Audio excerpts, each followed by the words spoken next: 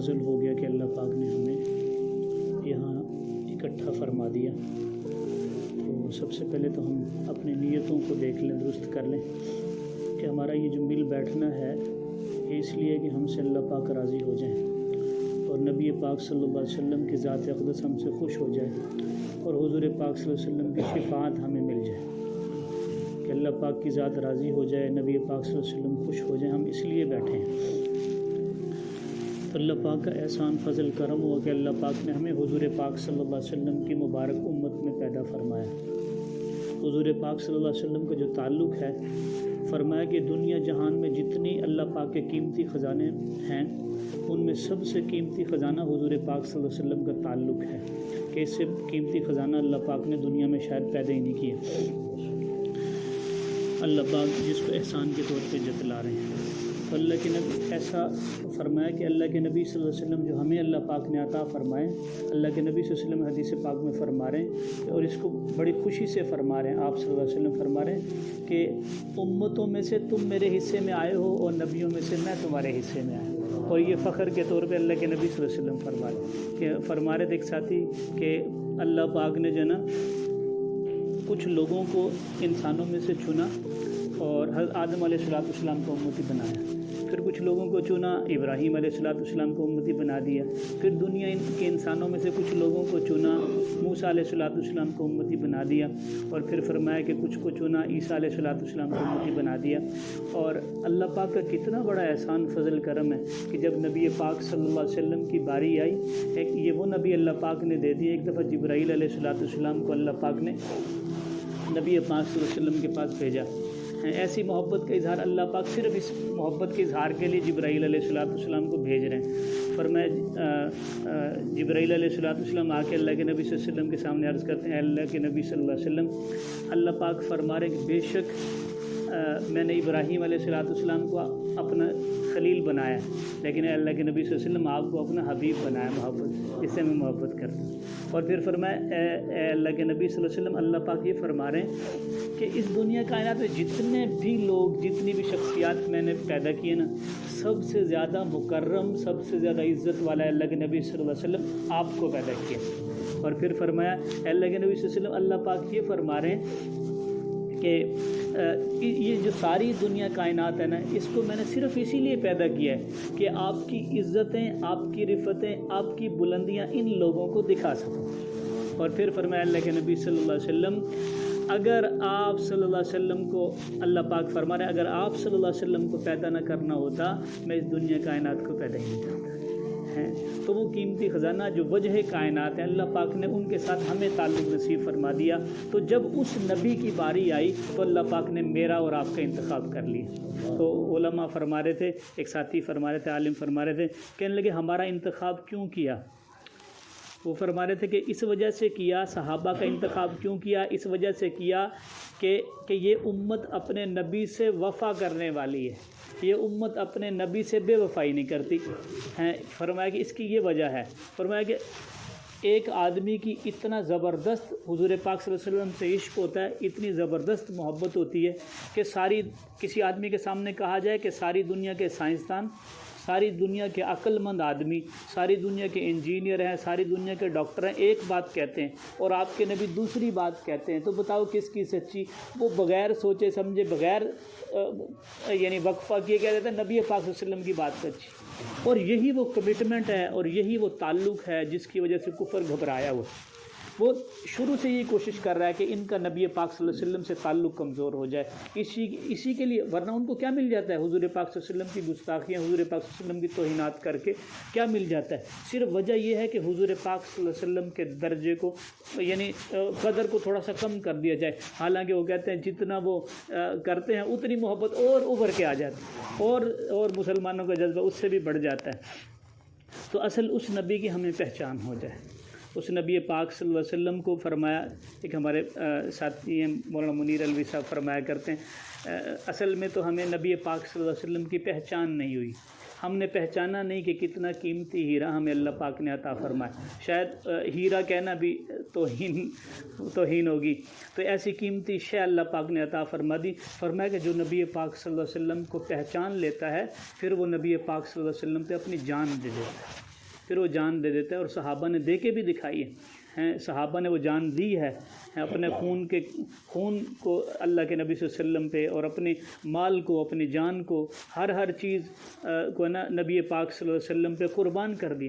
عطا اللہ شاہ بخاری صاحب رحمۃ اللہ علیہ کے بارے میں سنتے ہیں، تو ایک دفعہ جیل میں تھے تو پیچھے سے ان کے گھر میں پولیس آ گئی، تو سید خاندان تھا تو باپردہ عورتیں تھیں، لیکن پولیس گھر میں آ گئی، مرد آ گئے۔ تو جب یہ شاہ جی واپس آئے تو بے پردگی ہو گئی۔ شاہ جی واپس آئے تو گھر والوں نے بتایا کہ حضرت آپ تو جیل میں تھے اور ایسے ایسے پولیس آئی تو بے پردگی بہت زیادہ ہوئی۔ تو شاہ جی فرمانے لگے میں تو یہ چاہتا ہوں کہ وہ پولیس والے آتے تو میں بالوں کے جوڑے سے پکڑتے اور سڑک پہ گھسیٹتے، اور کل قیامت کے دن اللہ کے نبی صلی اللہ علیہ وسلم مجھ سے پوچھتے کہ عطا اللہ شاہ، عطا اللہ میرے لیے کیا کیا، تو میں اللہ کے نبی صلی اللہ علیہ وسلم کو جواب دیتا ہے اللہ کے نبی صلی اللہ علیہ وسلم جب مال کی ضرورت پڑی میں نے لگا دیا، جان کی ضرورت پڑی میں نے لگا دی، اللہ کے نبی صلی اللہ علیہ وسلم جب آپ کی عزت کے لیے میری عزت کی ضرورت پڑی اللہ کے نبی صلی اللہ علیہ وسلم آپ کے لیے میں نے اپنی عزت بھی قربان کر دی، آپ کی عزت کے لیے اپنی عزت کو بھی قربان کر دیا۔ یہ 1400 سال کے بعد امت کا جذبہ ہے، تو صحابہ کے جذبات کیا ہوں گے؟ تو ایسی محبت نبی پاک صلی اللہ علیہ وسلم سے اس امت نے کی ہے، تو اسی وجہ سے اللہ پاک اس انتخاب پہ اللہ پاک کے شکر ادا کرے، آدمی روزانہ کی بنیاد پہ اللہ کا شکر ادا کرے کہ حضور پاک صلی اللہ علیہ وسلم کی امت میں اللہ پاک نے ہمیں پیدا فرما دی ہے۔ تو وہ نبی ہمیں مل گئے، ایسے قیمتی نبی مل گئے۔ فرمایا کہ ایسے نبی ہیں کہ جن کی شان نرالی ہیں، جن سے محبت اللہ پاک فرما رہے ہیں، تو ان کی ختم نبوت کا عقیدہ ہے جس موضوع پہ ہم اکٹھے ہوئے ہیں۔ عقیدہ ختم نبوت ہم سارے ہی جانتے ہیں کہ دین اسلام کا بنیادی اساسی عقیدہ ہے، یعنی یہ دین اسلام کی جڑ ہے، بنیاد ہے، اور سارے ہی جانتے ہیں اس بات کو کہ عقیدہ ختم نبوت کا جو انکار کرے وہ مسلمان ہے نہیں ہے، ہر شخص جانتا ہے بھئی عقیدہ ختم نبوت کو جو مانتا ہے مسلمان ہے، اگر عقیدہ ختم نبوت کو نہیں مانتا تو وہ مسلمان نہیں ہے، سارے مسلمان جانتے ہیں، کسی مسلمان سے پوچھ لیا جائے۔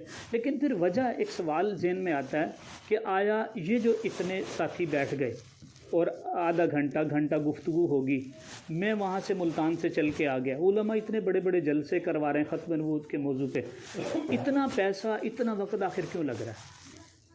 جب سب مسلمانوں کو پتہ ہے کہ عقیدہ ختم نبوت دین اسلام کا بنیادی عقیدہ ہے، اس کو ماننا ضروری ہے، اس کے بغیر بندہ مسلمان نہیں ہو سکتا، اور جو اس کا انکار کرے گا وہ کافر ہوگا، وہ مسلمان دائرہ اسلام سے خارج ہوگا، تو ایسے شخص کے بارے میں بھی پتہ ہے، عقیدہ ختم نبوت کا بھی پتہ ہے، لیکن پھر اس کے علاوہ ہمارے ریسورس کیوں لگ رہے ہیں؟ سوال تو ذہن میں آتا ہے بھی اتنی دیر آپ کو گھنٹہ بٹھائیں، آدھا گھنٹہ بٹھائیں ہیں تو یہ کیوں بیٹھیں گے؟ تو اس کے بہت سارے جوابات ہیں، 2-3 عرض کر دیتا ہوں۔ ایک تو چونکہ یہ عقیدہ ہے، اور جس چیز کو اچھی طرح یاد کرنا ہو نا، اچھی طرح یاد کرنا، اس کو بار بار ریپیٹ کرنا پڑتا ہے، بار بار یاد کرنا پڑتا ہے۔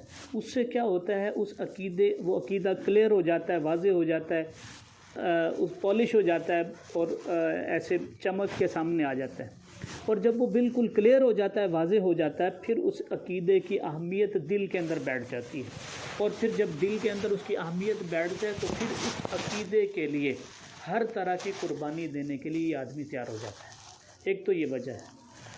دوسرا یہ ہے کہ جب عقیدے پہ بات ہوگی، جب عقیدہ ختم نبوت کی بات ہوگی تو حضور کی بات ہوگی، اور جب حضور پاک صلی اللہ علیہ وسلم کی بات ہوگی تو ظاہر ہے ہر مسلمان کے دل میں جو ہی کلمہ پڑا تو حضور کی محبت تو آ گئی، یہ محبت مزید بڑھ جائے گی، یہ محبت حضور پاک صلی اللہ علیہ وسلم سے مزید بڑھ جائے گی، اور جو محبت کرنے والا ہوتا ہے نا وہ تو چاہتا ہی ہے کہ اس کے محبوب کا ہی تذکرہ ہوتا رہے، اسی کی باتیں ہوں، اسی کی باتیں سنوں، اسی کی باتیں کروں۔ تو عقیدہ ختم نبوت پہ جب بات ہوگی تو حضور پاک صلی اللہ علیہ وسلم کا تذکرہ ہوگا، ان کی محبت بڑھ جائے گی۔ اور تیسری وجہ یہ ہے کہ عقیدہ ختم نبوت کے جو منکرین ہیں ان کا تعارف ہو جائے گا۔ یعنی دیکھیں، اگر ہم اپنے عقیدے کی حفاظت کرنا چاہتے ہیں تو اس کے لیے ہمیں 2 چیزیں پتہ ہونی چاہیے۔ ایک تو یہ ہے کہ ہمیں عقیدہ ختم نبوت کا تو پتہ، اس کی تفصیلات کا نہیں پتہ، ابھی آگے آ جائیں گے انشاءاللہ، اس میں پورے کورس میں آ بھی جائیں گی۔ تو عقیدہ ختم نبوت کا تو پتہ ہے، عقیدہ ختم نبوت کی تفصیلات کا نہیں پتہ۔ تو ایک تو ہمیں عقیدے کی تفصیلات کا پتہ ہونا ضروری ہے اگر ہم نے اپنے عقیدے کی حفاظت کرنی ہے، اور دوسرا ہمیں دشمن کا پتہ ہونا بھی ضروری ہے۔ یعنی مثال کے طور پہ اگر ہم حفاظت کرنا چاہتے ہیں پاکستان کی، تو اس کے لیے دو چیزیں پتہ ہونی چاہیے۔ ایک آرمی پرسن کو دو چیزیں پتہ ہونی چاہیے جو حفاظت کے لیے کھڑا ہوا۔ ایک تو اس کو اپنی باؤنڈری وال پتہ ہو کہ ہمارے ملک کی یہ سرحد ہے، یعنی یہاں تک باؤنڈری ہے، اور دوسرا یہ بھی پتہ ہو کہ فلاں فلاں میرا دشمن ہے۔ اگر اپنی باؤنڈری کا نہیں پتہ ہوگا تو پتہ نہیں چلے گا، دشمن گھس جائے نقصان ہو سکتا ہے۔ دوسرا اگر دشمن کا نہیں پتہ تو تب بھی وہ دوست کے روپ میں آ کے نقصان پہنچا سکتا ہے، تو حفاظت نہیں ہو سکتی۔ تو حفاظت اگر ہم نے عقیدے کی کرنی ہے تو ایک تو ہمیں عقیدے کی تفصیلات پتہ ہونی چاہیے، اور پھر عقیدے کے جو دشمن ہیں، منکرین ہیں، ان کا بھی پتہ ہونا چاہیے کہ وہ کس طرح سے دجل سے، دھوکے سے، فریب سے کام لیتے ہیں، کس طرح سے لفظ ختم نبوت کو استعمال کر کے عقیدہ ختم نبوت کا انکار کرتے ہیں، لفظ ختم نبوت کا استعمال کر کے عقیدہ ختم نبوت کا انکار کرتے ہیں۔ میں پہلے بھی اس سے پہلے ایک چھوٹی سی نشست ہوئی، اس میں عرض کر رہا تھا ساتھیوں سے کہ ایک یونیورسٹی کام سیٹس لاہور میں اس کا کیمپس ہے، وہاں پہ ایک لڑکی وہ کالج میں پڑھتے تھے، تو ایک لڑکی کا تعلق ہو گیا کسی قادیانی لڑکے کے ساتھ، اور یہ قریب تھا کہ شادی کرنے والے تھے۔ تو ہماری بہنیں بھی ختم نبوت کا کام کرتی ہیں، تو ہر شعبے میں الحمدللہ ہم نے کام شروع کیا، تو وہ کالجز میں کام کرتی تھی، اس نے اس کو سمجھایا۔ ایک وہیں پہ ٹیچر تھے، اس پہ ہم نے محنت کی الحمدللہ، وہ بھی ختم نبوت کا کام کر رہے تھے۔ ایک دن انہیں نہیں پتہ تھا کہ کلاس میں کیا چل رہا ہے، انہوں نے کلاس میں بات کی عقیدہ ختم نبوت کے حوالے سے اور قادیانیت کے کفر کے حوالے سے بات کی، تو ایک بچی ان کے پاس آ گئی، ڈاکٹر صاحب کے پاس، کہنے لگی ڈاکٹر صاحب آپ نے بہت اچھا کیا، یہ بات کر لی، میری ایک دوست ہے جس کا تعلق کسی قادیانی لڑکے سے ہو گیا اور وہ شادی کرنے والے ہیں۔ تو ہمارے ساتھیوں نے مشورہ کیا، تو ایک ہماری جو فیمیل ونگ کی وہ ہیں بہنیں جو کام کرتی ہیں ختم نبوت کا، ان کو بھیجا۔ وہ ملنے کے لیے جب اس لڑکی سے گئی ہیں تو اس نے ٹوٹل 20 منٹ دیے، اور 20 منٹ میں انہوں نے بتایا کہ بھی دیکھو یہ قادیانی ہیں، ایسے ایسے کافر ہیں، اور یہ عقیدہ ختم نبوت کا انکار کرتے ہیں۔ تو اس بچی نے کہا ٹھیک ہے، اگر وہ عقیدہ ختم نبوت کا انکار کرتے ہیں تو میں جو ہے نا اس سے پوچھ لوں گی، اگر وہ عقیدہ ختم نبوت کا انکار کرتا ہوا تو میں اس کو چھوڑ دوں گی۔ تو یہ بات ختم ہو گئی، وہ چلی گئی۔ اس کے بعد اس کو کال کی تو وہ کال نہ اٹھائے، پھر اس کو ایک آدھ میسیج کیا کہ ہم آپ کے گھر رابطہ کرتے ہیں، اگر آپ نے یہ بات نہ کی تو گھر میں رابطہ کریں گے، آپ کے گھر والوں کو بتاتے ہیں کہ ایسا معاملہ۔ خیر اس نے کال اٹینڈ کی تو بڑے غصے میں اس نے کہا کہ بھی اگر میں نے اس لڑکے سے پوچھا ہے، وہ جو قادیانی ہے اس لڑکے سے پوچھا ہے، کیا پوچھا جی؟ میں نے پوچھا کہ تم عقیدہ ختم نبوت کو مانتے ہو؟ وہ کہتا ہے اس نے کہا کہ تم مانتی ہو؟ ہاں میں مانتی ہوں۔ تو کہنے لگا جاؤ قرآن پاک لے کے آؤ۔ قرآن پاک منگوایا، وہ قرآن پاک پہ وہ قادیانی لڑکا ہاتھ رکھ کے کہتا ہے تم ایک دفعہ ختم نبوت کے عقیدے کو مانتی ہو؟ میں 70 دفعہ ختم نبوت کے عقیدے کو مانتا ہوں، بتاؤ۔ اب وہ بچی حیران ہے، اور اس نے کہا کہ ہاں، وہ غصہ ہو کے ان کو کہتی ہے تم تو ایسے ہی باتیں بناتے رہتے، وہ تو کہتا ہے میں 70 دفعہ مانتا ہوں ختم نبوت کو اور میں اس سے شادی کرنا چاہتی ہوں۔ خیر الحمدللہ ہمارے ساتھیوں نے دوبارہ اس سے ملاقات کی، اسے بتایا کہ یہ جو لفظ ختم نبوت استعمال کر رہے ہیں اس میں ایک کنسیپٹ ہے ری فریمنگ کا، کہ لفظ وہی استعمال ہوگا لیکن اس کا معنی کچھ اور لے لیا جائے۔ جیسے نماز کا معنی، کوئی آدمی نماز کا معنی لے لے کہ بھی نماز کا معنی ہے ذکر کرنا، نماز کا معنی لے لے ذکر کرنا، اور وہ ذکر کر کے یہاں پہ آئے، یہاں پہ آگے اس مجمع میں بتایا کہ میں نماز پڑھ کے آیا ہوں، تو عام آدمی کیا سمجھے گا کہ یہ وہی نماز ہے جو 5 وقت میں مسلمان پڑھتے ہیں، وہی نماز ہے، وہ نماز پڑھ کے جو ہے نا یہ آیا ہوگا، لیکن وہ اس سے کیا مطلب لے رہا ہے؟ وہ ذکر مطلب لے رہا ہے۔ تو ایسے ہی لفظ ختم نبوت استعمال کر کے عقیدہ ختم نبوت کا یہ لوگ انکار کرتے ہیں، اور کیسے انکار کرتے ہیں، کیسے مسلمانوں کو جو ہے نا ڈی ٹریک کرتے ہیں، مسلمانوں کو یعنی مرتد بنانے کی کوشش کرتے ہیں۔ تو اب سوال یہ کھڑا ہوتا ہے کہ وہ جو بچی کامسٹ یونیورسٹی میں چلی گئی ہے، وہ کبھی چھوٹی ہوگی، گھر میں بھی رہی ہوگی، والدین نے پالا ہوگا، گھر میں رہی ہے، اس کے بعد یہ اسکول میں بھی گئی ہوگی، 10 سے 12 سال اسکول میں بھی گزارے ہوں گے، اس کے بعد یہ کالج میں بھی گئی ہوگی، وہاں بھی ٹیچر سے رابطہ ہوگا اس کا. پھر یہ یونیورسٹی میں جب چلی جاتی ہے تو وہاں جا کے تھوڑی سی بات پہ وہ قادیانی کی باتوں میں آ جاتی ہے. یہ مسلمانوں کے گھروں میں پلی ہے نا بچی, مسلمان کلمہ گو مسلمان ہیں, ان کے گھروں میں یہ بچی پلی ہے, تو اس کو ختم نبوت کی تفصیلات کا نہیں پتہ, تو آخری مرحلے پہ جا کے وہاں پہ اپنے ایمان سے ہاتھ دھو بیٹھتی اگر ساتھیوں کی ملاقات نہ ہوتی. اور یہ تو ایک کیس میں نے آپ کے سامنے رکھا جس کا ہمیں پتہ چل گیا, بہت سے کیسز ایسے ہوتے نہیں بھی پتہ چلتا. تو اس کا ذمہ دار کون ہے؟ کیا وہ والدین ذمہ دار نہیں ہیں جنہوں نے اس بچی کو پالا؟ اس کو کھانا بھی دے رہے ہیں, اس کے ساری فیسیں بھی بھر رہے ہیں, ساری ضروریات اس کی پوری کر رہے ہیں, اسکول میں بھی پڑھا رہے ہیں, پھر کالج میں پڑھا رہے ہیں, پھر یونیورسٹی تک کے خرچے برداشت کر رہے ہیں. ان کی ذمہ داری تھی کہ نہیں تھی؟ یا ان اساتذہ کی ذمہ داری نہیں تھی جنہوں نے اس کو اسکول میں پڑھایا؟ ایک بڑا عجیب ہی واقعہ, ایک مذہبی گھرانے سے دو بچیاں, وہ جو ہے نا اکاؤنٹس پڑھنے کے لیے چلی گئی کسی کالج میں, غالباً ICA میں کر رہی تھی, ایک ڈگری ہے وہ کرنے کے لیے چلی گئی. تو ٹیچر قادیانی تھا, قادیانی نے اس کو تبلیغ کی اور وہ دونوں بچیاں کفر کی طرف چلی گئی, قادیانی ہو گئی. باپ بھی مذہبی آدمی ہے, تو ایسے ہی میں اسی لیے عرض کر رہا ہوں نا کہ عقیدہ ختم نبوت کا تو پتہ, لیکن اس کی تفصیلات کا نہیں پتہ. تو دونوں بچیاں قادیانی ہو گئیں. کچھ لٹریچر ٹیچر نے دیا تو وہ گھر لے کے آ گئیں. ان مولوی صاحب نے دیکھا, عالم تھے غالباً, تو دیندار تھے, دیکھا تو کہا یہ قادیانیوں کو لٹریچر تمہارے پاس کہاں سے آیا؟ کہ ہمارے سر نے دیا. تحقیق کرنے پہ پتہ چلا کہ یہ بچے ان کے شناختی کارڈ بھی قادیانیوں کے بن چکے ہیں. شناختی کارڈ انہیں بدلوا لیے, قادیانیوں کے بن گئے.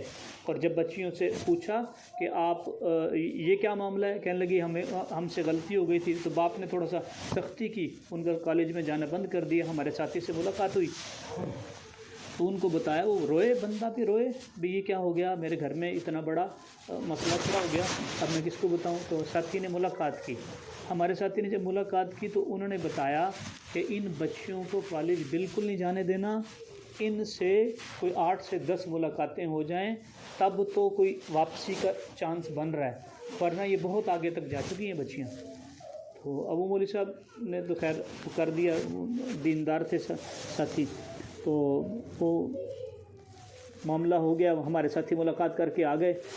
کچھ 2-4 دنوں کے بعد بچیوں نے رونا شروع کر دیا اور انہوں نے کہا کہ ہم نے توبہ کر لی, ہم مسلمان ہو رہے ہیں.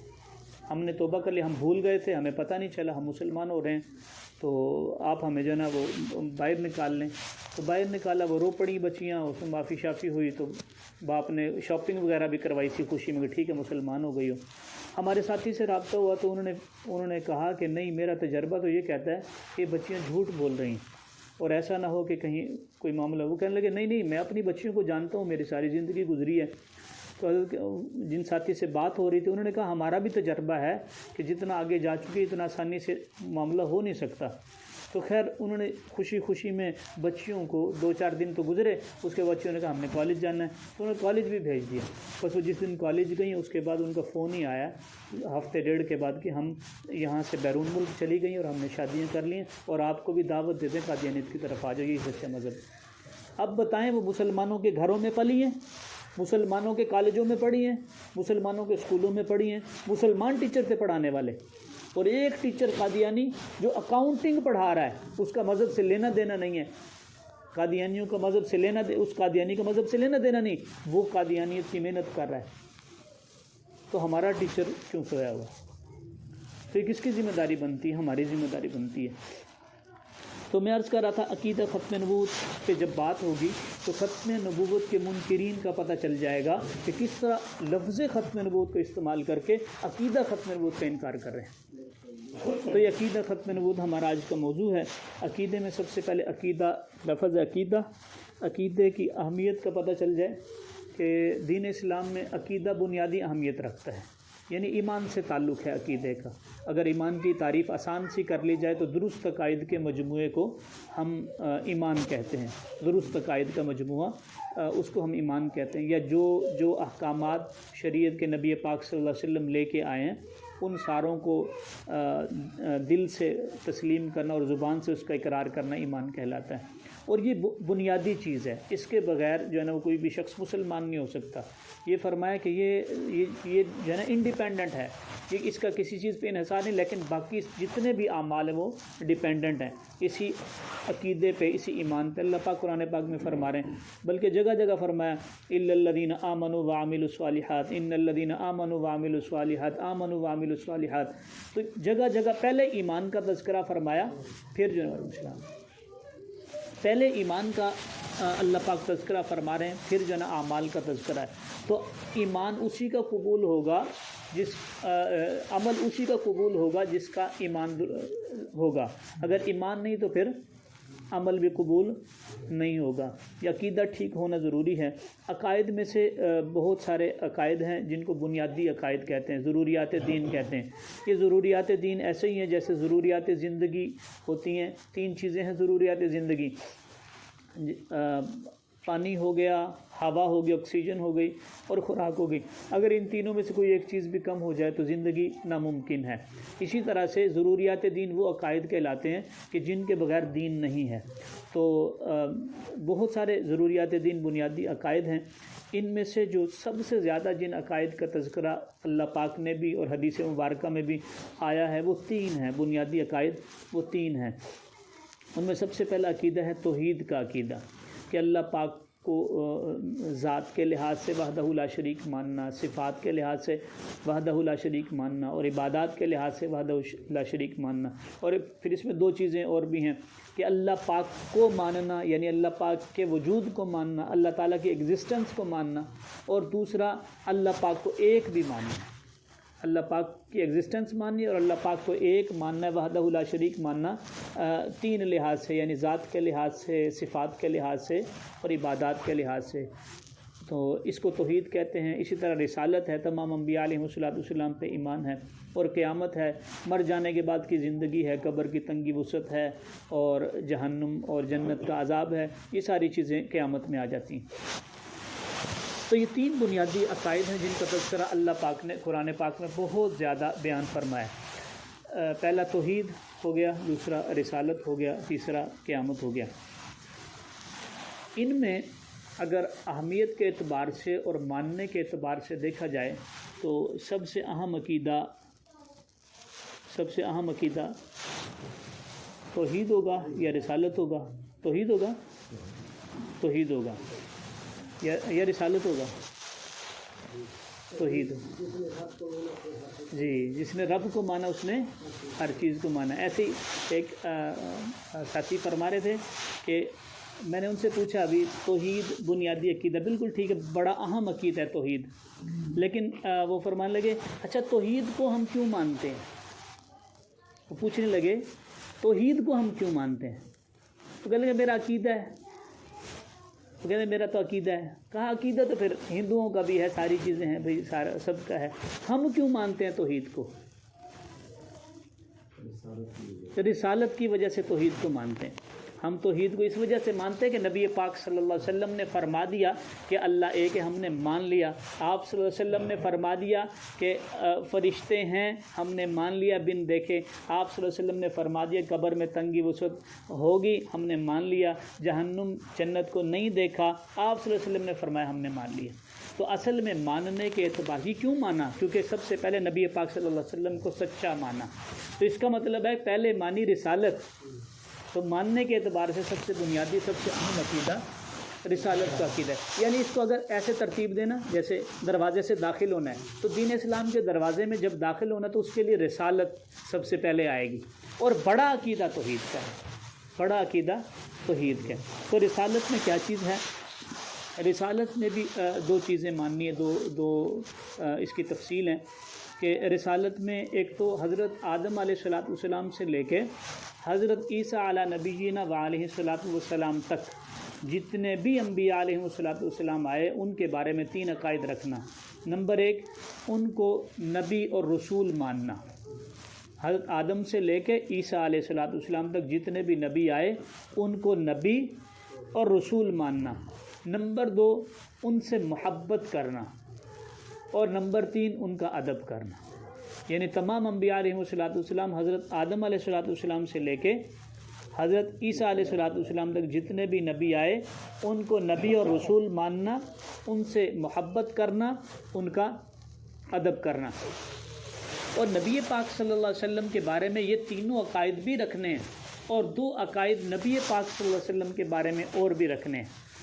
یہ آپ صلی اللہ علیہ وسلم کو پہلا عقیدہ کہ آپ صلی اللہ علیہ وسلم کو نبی اور رسول ماننا، آپ صلی اللہ علیہ وسلم سے محبت کرنا، آپ صلی اللہ علیہ وسلم کا ادب کرنا، اور چوتھی چیز یہ ہے کہ آپ صلی اللہ علیہ وسلم کو عالمی نبی ماننا، کہ جب نبی پاک صلی اللہ علیہ وسلم آ گئے بس پھر حکومت، پھر چرچے حضور پاک صلی اللہ علیہ وسلم کے ہوں گے، پھر بات حضور پاک صلی اللہ علیہ وسلم کی بھی ہوگی۔ اللہ کے نبی صلی اللہ علیہ وسلم نے فرمایا، جس کا مفہوم ہے کہ اب تو موسیٰ علیہ السلام بھی آ جائے نا تو ان کو بھی نجات تب ملے گی جب میرا اتباع کریں گے۔ تو آپ صلی اللہ علیہ وسلم تمام عالم کے نبی ہیں۔ اب جو بھی سارے نبی بھی آ جائیں نا تو اتباع حضور کا ہی ہوگا، حضور پاک صلی اللہ علیہ وسلم کا۔ قرآن پاک میں بھی اللہ پاک نے فرما دیا وَإِذَا أَخَذَ اللَّهُ مِيثَاقَ النَّبِيِّينَ، اس کے تحت بھی فرمایا کہ جو بھی نبی آ جائے، جس کا مفہوم خلاصہ یہ بنے گا۔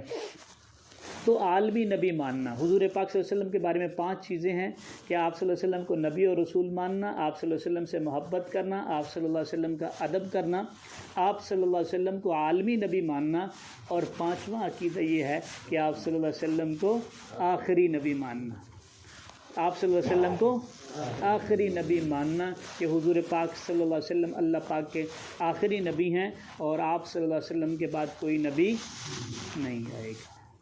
یہ عقیدہ ختم نبوت کہلاتا ہے کہ حضور پاک صلی اللہ علیہ وسلم اللہ پاک کے آخری نبی ہیں اور آپ صلی اللہ علیہ وسلم کے بعد کوئی نبی نہیں آئے گا۔ ایسے ہی جی عام طور پہ بالکل بہترین تعریف ہے یہ کہ حضور پاک صلی اللہ علیہ وسلم اللہ پاک کے آخری نبی ہیں اور آپ صلی اللہ علیہ وسلم کے بعد کوئی نبی نہیں آئے گا۔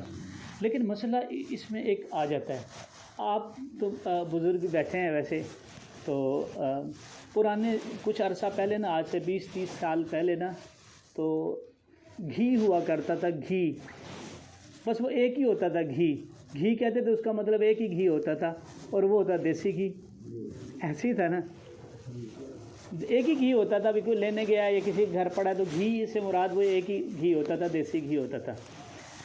لیکن کچھ عرصے بعد پھر کیا ہوا کہ ایک اور آ گیا مارکیٹ میں، ایک اور آ گیا جو دیسی نہیں تھا، اب اس کو کہنا پڑا بھی یہ دیسی ہے اور یہ ڈالڈا ہے، ایسی، حالانکہ گھی وہی تھا اس وقت میں۔ تو ایسے ہی یہ ڈیفینیشن، یہ تعریف بالکل ٹھیک ہے کہ حضور پاک صلی اللہ علیہ وسلم اللہ پاک کے آخری نبی ہیں اور آپ صلی اللہ علیہ وسلم کے بعد کوئی نبی نہیں آئے گا۔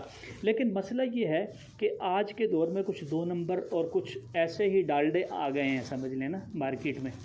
تو ان کی وجہ سے کیا ہوا کہ وہ اسی ڈیفینیشن پہ اعتراض کرتے ہیں۔ وہ کہتے ہیں کہ عیسیٰ علیہ السلام آئیں گے، یہ آئیں گے جی، سب کا عقیدہ ہے نا۔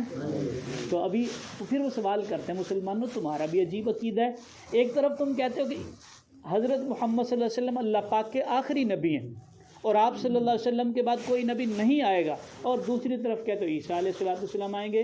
اب مسلمانوں تمہاری پہلی بات کو مانیں یا دوسری بات کو مانیں؟ جی ہم کیا جواب دیں گے؟ ہم امتی بن کے آئیں گے۔ جی بالکل ایسے ہی۔ تو وہ فرمایا کہ ہمارے ایک ساتھی، میں پہلے بھی بات کر رہا تھا، ایک نوجوان تھے، انہوں نے یہ بات کر دی نا کہ امتی کی حیثیت سے آئیں گے، عیسیٰ علیہ السلام امتی کی حیثیت سے آئیں گے۔ تو قادیانی پھر پوچھنے لگا کیا وہ نبی نہیں ہوں گے؟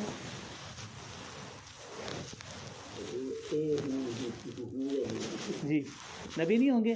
دیکھیں ایک بات تو ہمیشہ کے لیے ذہن میں رکھنی چاہیے ہمیں کہ ہم نے پہلے شروع میں کہا کہ رسالت میں ماننا ہے سب کی نبوت کو، یہ کہا کسی ایک نبی کا انکار بھی کفر ہے، اور عیسیٰ علیہ السلام کو اللہ پاک نے نبوت دی اور نبوت اللہ پاک دینے کے بعد واپس نہیں لیتے، تو اس کا مطلب نبی ہوں گے۔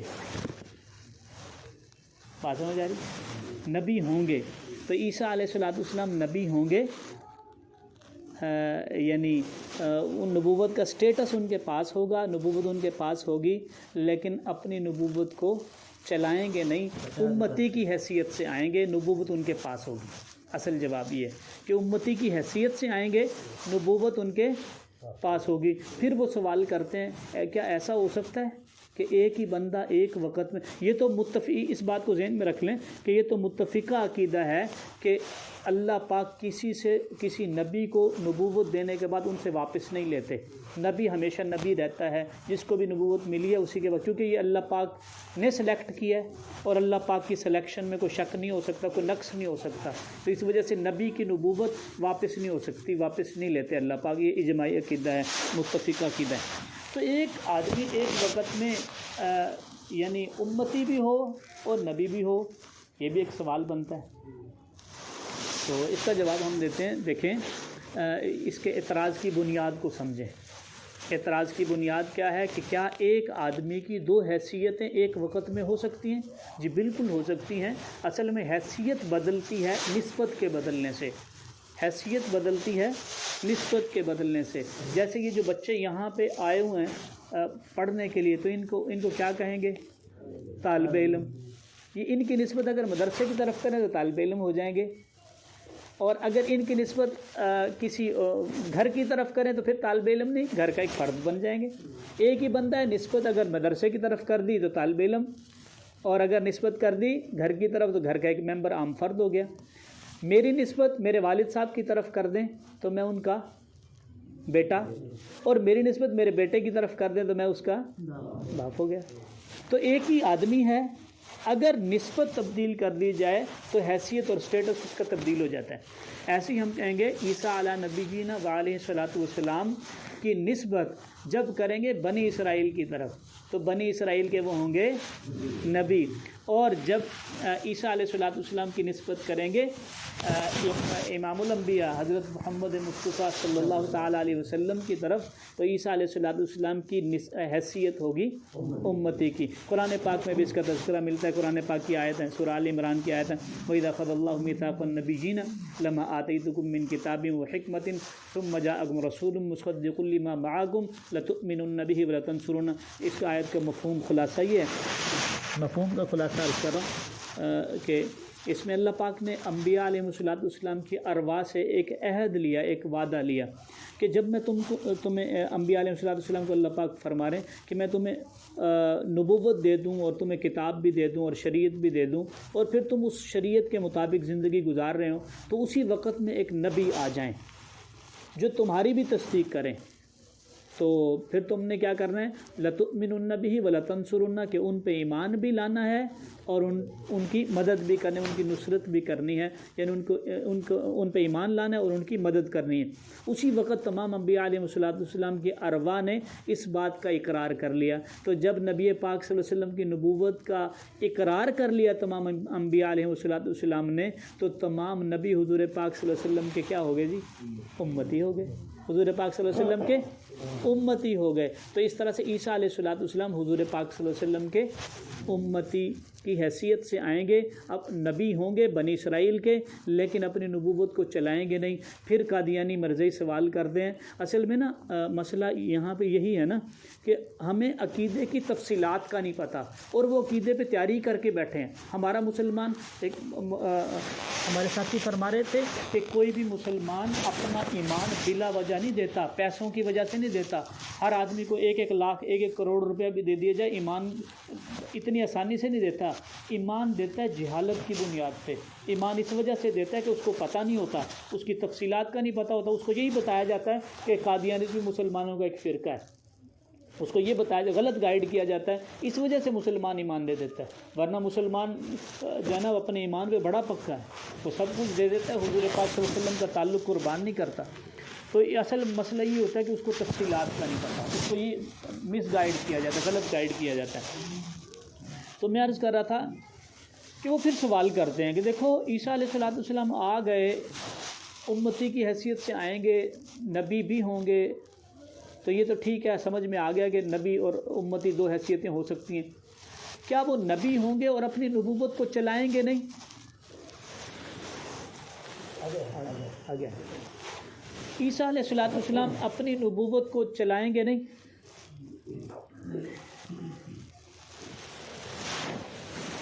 اپنی نبوت کو چلائیں گے نہیں؟ یہ کیسے ہو سکتا ہے کہ ایک آدمی نبی بھی ہو اور اپنی نبوت کو نہ چلائے؟ تو اس کا ایک جواب تو وہی ہے جو وہی قرآن پاک کی آیت کا مفہوم ہے کہ جب وہ نبی آ جائیں گے اس کے بعد بس پھر انہی پہ ایمان لانا ہے اور انہی کی نصرت کرنے اللہ پاک نے قرآن پاک میں فرما دی ہے۔ تو اس کا قولی جواب ہو گیا۔ عقلی جواب بھی اس کا ہو گیا۔ ایک یہ ہے کہ دیکھیں پاکستان کا صدر ہے نا ڈاکٹر عارف الوی صاحب، اگر یہ چلے جائیں چائنا تو یہ صدر پاکستان تو ہوں گے نا، تبھی تو انہوں نے بلایا نا، ورنہ ہمیں تو نہیں بلاتے نا، وہ صدر پاکستان کو بلائیں گے۔ صدر پاکستان چلے گئے چائنا، وہاں پہ بھی صدر پاکستان تو ہوں گے، ان کا آرڈر چلے گا وہاں پہ؟ نہیں چلے گا۔ کیوں نہیں چلے گا؟ کیونکہ وہاں کے صدر نہیں ہیں، وہاں کے صدر نہیں ہیں، لیکن صدر ہیں وہاں کے نہیں ہیں۔ اسی طرح سے عیسیٰ علیہ السلام نبی ہیں لیکن اس زمانے کے نہیں، اس زمانے کے نہیں۔ یعنی عیسیٰ علیہ السلام کا ایک دائرہ ہے دور نبوت کا، دور نبوت کا ایک دائرہ ہے، اور ایک ہے مقام نبوت کا دائرہ۔ عیسیٰ علیہ السلام کے دور نبوت کا دائرہ تو مکمل ہو گیا، لیکن مقام نبوت کا جو دائرہ ہے، جو مقام ہے عیسیٰ علیہ السلام کا کو جو سٹیٹس ملا ہے نبوت کا، وہ دائرہ ابھی یعنی وہ ان کے ابھی یعنی ان کے پاس ہی ہے، وہ دائرہ مکمل نہیں ہوا، یعنی ختم نہیں ہوا، بلکہ دور نبوت کا دائرہ ختم ہوا، مقام نبوت کا دائرہ ختم نہیں ہوا۔ تو عیسیٰ علیہ السلام نبی بھی ہوں گے اور نبی کی حیثیت سے امتی کی حیثیت سے آئیں گے، اپنے نبوت کو چلائیں گے نہیں۔ اب یہ اتنی ساری لمبی سی فہرست ہے سوالوں کی، یہ کرتا کون ہے؟ وہی قادیانی مرزائی۔ کیوں کرتے ہیں؟ کہ مسلمانوں کے دلوں میں شک شبہ ڈال دیں۔ دیکھیں جہاں پہ شک آ گیا، شبہ آ گیا، وہیں ایمان ختم ہو گیا۔ ایک ہمارے کینٹ میں بھی نا، ملتان کینٹ میں ایسا ہی معاملہ ہوا۔ ہمارے ساتھی ہیں کام کے ساتھ جڑتے ہیں، وہ فرما رہے تھے کہ ہم ہوٹل پہ بیٹھے، کینٹ میں بڑا سا ہوٹل ہے، یعنی دن رات اس میں چائے وغیرہ کا سسٹم ہے۔ اب قادیانی نوجوان کیا کرتے ہیں؟ آتے ہیں اور وہاں پہ بیٹھتے ہیں، مسلمان چند نوجوان بیٹھے ہیں، ان کے درمیان دو چار بیٹھ گئے اور ان کو تھوڑی سی دعوت دینے کے بعد کیا کہتے ہیں کہ مسلمانوں اگر تم سچے ہو تو تم آسان سا کام کر لو۔ کیا کام کر لو؟ بھئی شریعت کے ایک حکم کو شریعت کے ہی ایک عمل پہ ٹیسٹ کر لو، چیک کر لو۔ کیا؟ بھی استخارے کے عمل سے چیک کر لو کہ آیا مرزا غلام قادیانی سچا ہے کہ جھوٹا ہے، مرزا غلام قادیانی سچا ہے۔ حالانکہ کیا بتا رہے ہیں؟ بھی استخارہ کر لو۔ ہماری ایک جماعت گئی یہ ملتان کی ساتھی تھے آزاد کشمیر کی طرف، وہاں بھی قادیانی مرزائی، بزرگوں کی طرف سے تو منع ہے کہ بھی ان سے بات نہیں کر رہی، کیونکہ غیر مسلم سے بات نہیں ہوتی جماعت میں۔ تو وہ گشت کر رہے تھے، تبلیغی گشت کر رہے تھے۔ اس کے بعد پھر جو ہے نا جوڑیاں بن کے خصوصی گشت کے لیے جب گئے تو وہاں قادیانی مل گئے۔ اب وہ نوجوان ساتھی تھے، نئی ترتیب کا پتہ تھا، انہوں نے انہی قادیانیوں سے بات کر لی کہ بھی ہم آپ کو نا اسلام کی دعوت دیتے ہیں۔ وہ قادیانی چونکہ تربیت کی ہوتی ہے، انہوں نے تیاری کی ہوتی ہے پوری، انہوں نے کہا ایسے کیوں بات کرتے ہیں؟ آپ تسلی سے ہماری بیٹھک میں بیٹھے ہیں، آپ سے بات کرتے ہیں۔ اب جتنا ان ساتھیوں کو پتہ تھا، انہوں نے کہا ٹھیک ہے آپ ایسا کر لیں، ہم آپ کو کچھ کھائیں پیئیں گے نہیں، صرف دعوت دیں گے۔ انہوں نے کہا موسٹ ویلکم، آپ آ جائیں۔ بیٹھے ہیں، ان کو خوب ساتھیوں نے دعوت دی جیسے جماعت کی دعوت ہوتی ہے، خوب دعوت دینے کے بعد اب انہوں نے آخر میں کیا کہا؟ انہوں نے کہا آپ نے دعوت مکمل کر لی، انشاءاللہ ہم عمل بھی کریں گے۔ آپ سے ایک گزارش کرتے ہیں، کیا؟ بس ہم یہ کہتے ہیں کہ آپ لوگ ایسا کر لیں کہ آپ آج جائیں، جماعت اپنی مسجد میں سوئیں گے، سونے سے پہلے آپ صرف ایک دفعہ استخارہ اللہ سے مشورہ کر لیں، اللہ سے مشورہ کر لیں کہ مرزا غلام قادیانی سچا تھا کہ جھوٹا تھا، مشورہ کر لیں۔ تو ان ساتھیوں نے کہہ دی کہ چلو ٹھیک ہے ہم کر لیں گے۔ واپس آئے مسجد میں تو کارگزاری سنائی، امیر صاحب عالم تھے، وہ سمجھتے تھے اس بات کو، تو انہوں نے کہا کہ جب تم نے کہہ دیا کہ ہم استخارہ کر لیں گے، اس کا مطلب ہے تمہیں ختم نبوت کے عقیدے میں شک ہے، اور جہاں شک ہے وہاں ایمان نہیں، اور تمہیں دوبارہ کلمہ پڑھ کے دوبارہ مسلمان ہونا پڑے گا، اور دوبارہ جو ہے نا وہ تجدید نکاح بھی کرنی پڑ جائے شاید۔ تو یعنی وہ شک ڈالتے ہیں، قادیانی مرزائی کیا کرتے ہیں؟ شک ڈالتے ہیں۔ تو کسی طرح شکوک و شبہات کا شکار ہو گیا۔ جب ایمان اس کے دل سے نکلے گا، حضور کی محبت نکل گئی، بس پھر ان کا کام ہو جاتا ہے۔ قادیانی سے تعلق کے وہ بزرگ فرما رہے تھے کہ 3 نقصان ہوتے ہیں، 3 نقصان ہوتے ہیں۔ ایک نقصان یہ ہوتا ہے کہ یہ قادیانی ہو جائے گا۔ دوسرا نقصان یہ ہوتا ہے کہ قادیانی نہ بھی ہوا، اس کے دل میں شک ہوا تو مسلمان بھی نہیں رہے گا۔ اور تیسرا نقصان ایک اور یہ بھی ہوتا ہے کہ جب قادیانیوں کے ساتھ رہے گا تو پھر اس کا یہ نقصان بھی ہوگا کہ یہ قادیانی نواز بن جائے گا، تو پہلی والی دونوں کیٹیگریز سے جو ہے نا خطرناک ہے۔ کیوں؟ یہ کام نہیں کرنے دے گا، یہ ختم نبوت کا نام سنے گا، کام نہیں کرنے دے گا، یہ مسلمانوں کے لیے رکاوٹ بن جائے۔ تو اللہ پاک ان سے ہماری حفاظت فرمائے۔ تو یہ اعتراضات کیوں ہوئے؟ اعتراضات اس وجہ سے ہوئے کہ ہماری ڈیفینیشن جامع نہیں تھی۔ ہماری ڈیفینیشن میں تھوڑا سا جو ہے نا وہ جیسے میں نے دیسی کا لفظ بتایا، وہ دیسی کا لفظ لگانا رہ گیا۔ اگر تعریف کو کچھ یوں کر لیا جائے کہ حضور پاک صلی اللہ علیہ وسلم اللہ پاک کے آخری نبی ہیں اور آپ صلی اللہ علیہ وسلم کے بعد کوئی نیا نبی نہیں آئے گا، نیا نبی نہیں آئے گا، اب وہ اعتراض کرے، اب وہ کہیں گے عیسیٰ علیہ السلام آئیں گے، ہم کہیں گے آئیں گے۔ بھئی وہ آپ تو کہہ رہے تھے کوئی نبی نہیں آئے گا، بھئی ہم نے کہا ہی نہیں کوئی نبی، ہم نے کہا نیا نبی نہیں آئے گا، وہ پہلے آ چکے ہیں۔ تو ختم نبوت کی کیا تعریف ہو جائے گی کہ حضور پاک صلی اللہ علیہ وسلم اللہ پاک کے آخری نبی ہیں اور آپ صلی اللہ علیہ وسلم کے بعد کوئی نیا نبی نہیں آئے گا۔ یا اس طرح سے بھی تعریف ہو سکتی ہے کہ حضور پاک صلی اللہ علیہ وسلم اللہ پاک کے آخری نبی اور آپ صلی اللہ علیہ وسلم کے بعد کوئی نبی پیدا نہیں ہوگا۔ ہاں اب عیسیٰ علیہ السلام آئیں گے، ہاں جی آئیں گے، وہ تو نازل ہوں گے، پیدا تو نہیں ہوں گے، تو تعریف پہ اعتراض ہی نہیں ہو سکتا۔ تو اس وجہ سے ہمیں اسی یعنی یہ وجہ تھی کہ تھوڑا سا تعریف کو اگر اس طرح سے یاد کر لیا جائے تو آسانی ہو جاتی ہے۔ اب یہ عقیدہ کتنا اہم ہے، کتنا ضروری ہے، امام ابن نجیم رحمۃ اللہ علیہ فرماتے ہیں، ان کی کتاب الاشباع والنظائر، اس میں فرماتے ہیں کہ عربی کی عبارت ہے جس کا ترجمہ آپ کے سامنے عرض کرتا ہوں کہ اگر کوئی شخص نبی پاک صلی اللہ علیہ وسلم کو آخری نبی جانتا نہیں ہے، یعنی کسی شخص کو یہ نہیں پتہ کہ حضور پاک صلی اللہ علیہ وسلم اللہ کے آخری نبی ہیں، تو یہ بھی مسلمان نہیں ہے۔ کیوں؟ کیونکہ یہ بھی ضروریات دین میں سے ہے۔ یہ پوری عبارت یہ فرماتے ہیں کہ عقیدہ ختم نبوت اتنا اہم ہے کہ اس کا ماننا بھی ضروری ہے، اس کا جاننا بھی ضروری ہے۔ اگر کوئی شخص مانتا نہیں تب بھی مسلمان نہیں، اگر کسی کو پتہ ہی نہیں کہ حضور پاک صلی اللہ علیہ وسلم اللہ پاک کے آخری نبی، تب بھی مسلمان نہیں۔ اس کو ایک مثال سے سمجھ لیتے ہیں کہ جیسے توحید ہے، توحید میں دو چیزیں مانتے ہیں نا، ایک یہ مانتے ہیں کہ اللہ پاک موجود ہیں، اللہ پاک کی ایگزسٹنس کو مانتے ہیں کہ اللہ پاک موجود ہیں، اور دوسرا یہ مانتے ہیں کہ اللہ پاک ایک ہیں، وحدہ لا شریک ہیں۔ یہ دو چیزیں مانتے ہیں۔ اب کوئی شخص یہ کہے کہ میں اللہ پاک کی وجود کو تو مانتا ہوں، اللہ پاک کی ایگزسٹنس کو تو مانتا ہوں، لیکن یہ نہیں پتہ کہ ایک ہیں یا دو ہیں، تو یہ مسلمان ہوگا؟ نہیں ہوگا، یہ مسلمان نہیں ہوگا۔ ایسے ہی یہ بھی چونکہ ضروریات دین میں سے ہے، اور عقیدہ ختم نبوت بھی ضروریات دین میں سے ہے۔ جو شخص عقیدہ ختم نبوت کو جانتا نہیں وہ بھی اسلام کے دائرے میں داخل ہی نہیں ہوگا۔ تو فرمایا کہ اتنا اہم عقیدہ ہے کہ اس کا ماننا بھی ضروری ہے اور اس کا جاننا بھی ضروری ہے، اور فرمایا کہ یہ اتنا حساس عقیدہ ہے۔ امام اعظم ابو حنیفہ رحمۃ اللہ علیہ اس کے بارے میں قول ہے، فرمایا کہ امام اعظم ابو حنیفہ رحمۃ اللہ علیہ کے زمانے میں ایک شخص نے نبوت کا جھوٹا دعویٰ کیا، اور اس نے کہا کہ مجھے یہ موقع دیا جائے کہ میں اپنے اس دعوے کے دلائل پیش کر سکوں۔ تو امام صاحب کے پاس جب یہ بات پہنچی تو آپ رحمۃ اللہ علیہ نے فرمایا کہ بھئی جس شخص نے نبوت کا جھوٹا دعویٰ کیا یہ بھی کافر ہے، اور جس شخص نے اس نبوت کی دلیل طلب کی یہ بھی کافر ہوگا۔ تو پوچھنے والے نے پوچھا حضرت جس نے نبوت کا دعویٰ کیا وہ تو چلو کافر ہے، جس نے نبوت کا دعویٰ نہیں کیا وہ تو اس سے دلیل طلب کر رہا ہے، وہ کیسے کافر؟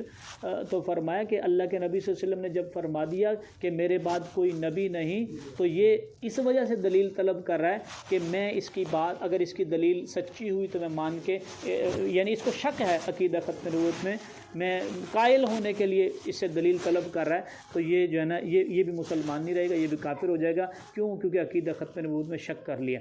یہاں دو باتیں حضرات فرماتے ہیں کہ ایک تو ہمارے ساتھی ملاقات کرتے ہیں کبھی کبھی نا، ان سے مناظرہ کرتے ہیں، ڈیبیٹ کرتے ہیں، ان سے بات چیت کرتے ہیں، قادیانیوں سے، مرزائیوں سے، ان سے دلیل طلب کرتے ہیں۔ اس میں فرق ہے۔ عام آدمی جب دلیل طلب کرتا ہے وہ اس لیے طلب کرتا ہے کہ وہ قائل ہونا چاہتا ہے کہ اگر دلیل سچی ہوئی تو میں مان لوں گا، اور جب ہمارے ساتھی مناظرہ کر رہے ہوتے ہیں یا ان سے بات چیت کر رہے ہوتے ہیں وہ دلیل اس لیے طلب کر رہے ہوتے ہیں تاکہ میں اس کو جھوٹا ثابت کروں، اس کو میں قائل کر لوں یہ مسلمان ہو جائے، تو اس میں فرق ہے، تو اس کی اجازت ہے، اس کی اجازت نہیں ہے۔ تو اتنا حساس عقیدہ ہے کہ اس کے بارے میں دلیل طلب کرنا بھی کفر تک لے جاتا ہے۔ تو اور اللہ کے نبی صلی اللہ علیہ وسلم اور اللہ پاک نے اللہ پاک نے قرآن پاک میں فرمایا کہ 100 آیات میں عقیدہ ختم نبوت کو صراحتاً بیان فرمایا۔ اور ایک بزرگ فرما رہے تھے کہ ویسے تو قرآن پاک کی ہر آیت، ہر حرف، ہر لفظ جو ہے نا وہ عقیدہ ختم نبوت کی دلیل ہے۔ وہ کہنے لگے کیوں دلیل ہے؟ تو فرمانے لگے کہ اس وجہ سے دلیل ہے کہ محفوظ ہے اور قیامت تک محفوظ رہے گا۔ اگر کسی اور نے آنا ہوتا تو پھر محفوظ نہ رہتا، کسی اور نے آنا ہوتا تو محفوظ نہ رہتا، محفوظ ہے تو اس کا مطلب اس نے قیامت تک اسی نے چلنا ہے، اللہ پاک نے حفاظت کا انتظام بھی کیا ہوا۔ تو قرآن پاک میں اللہ پاک 100 مرتبہ اس عقیدہ ختم نبوت کو بیان فرما رہے ہیں، اور حدیث پاک میں اللہ کے نبی صلی اللہ علیہ وسلم نے 210 احادیث مبارکہ میں اس عقیدے کو بیان فرمایا۔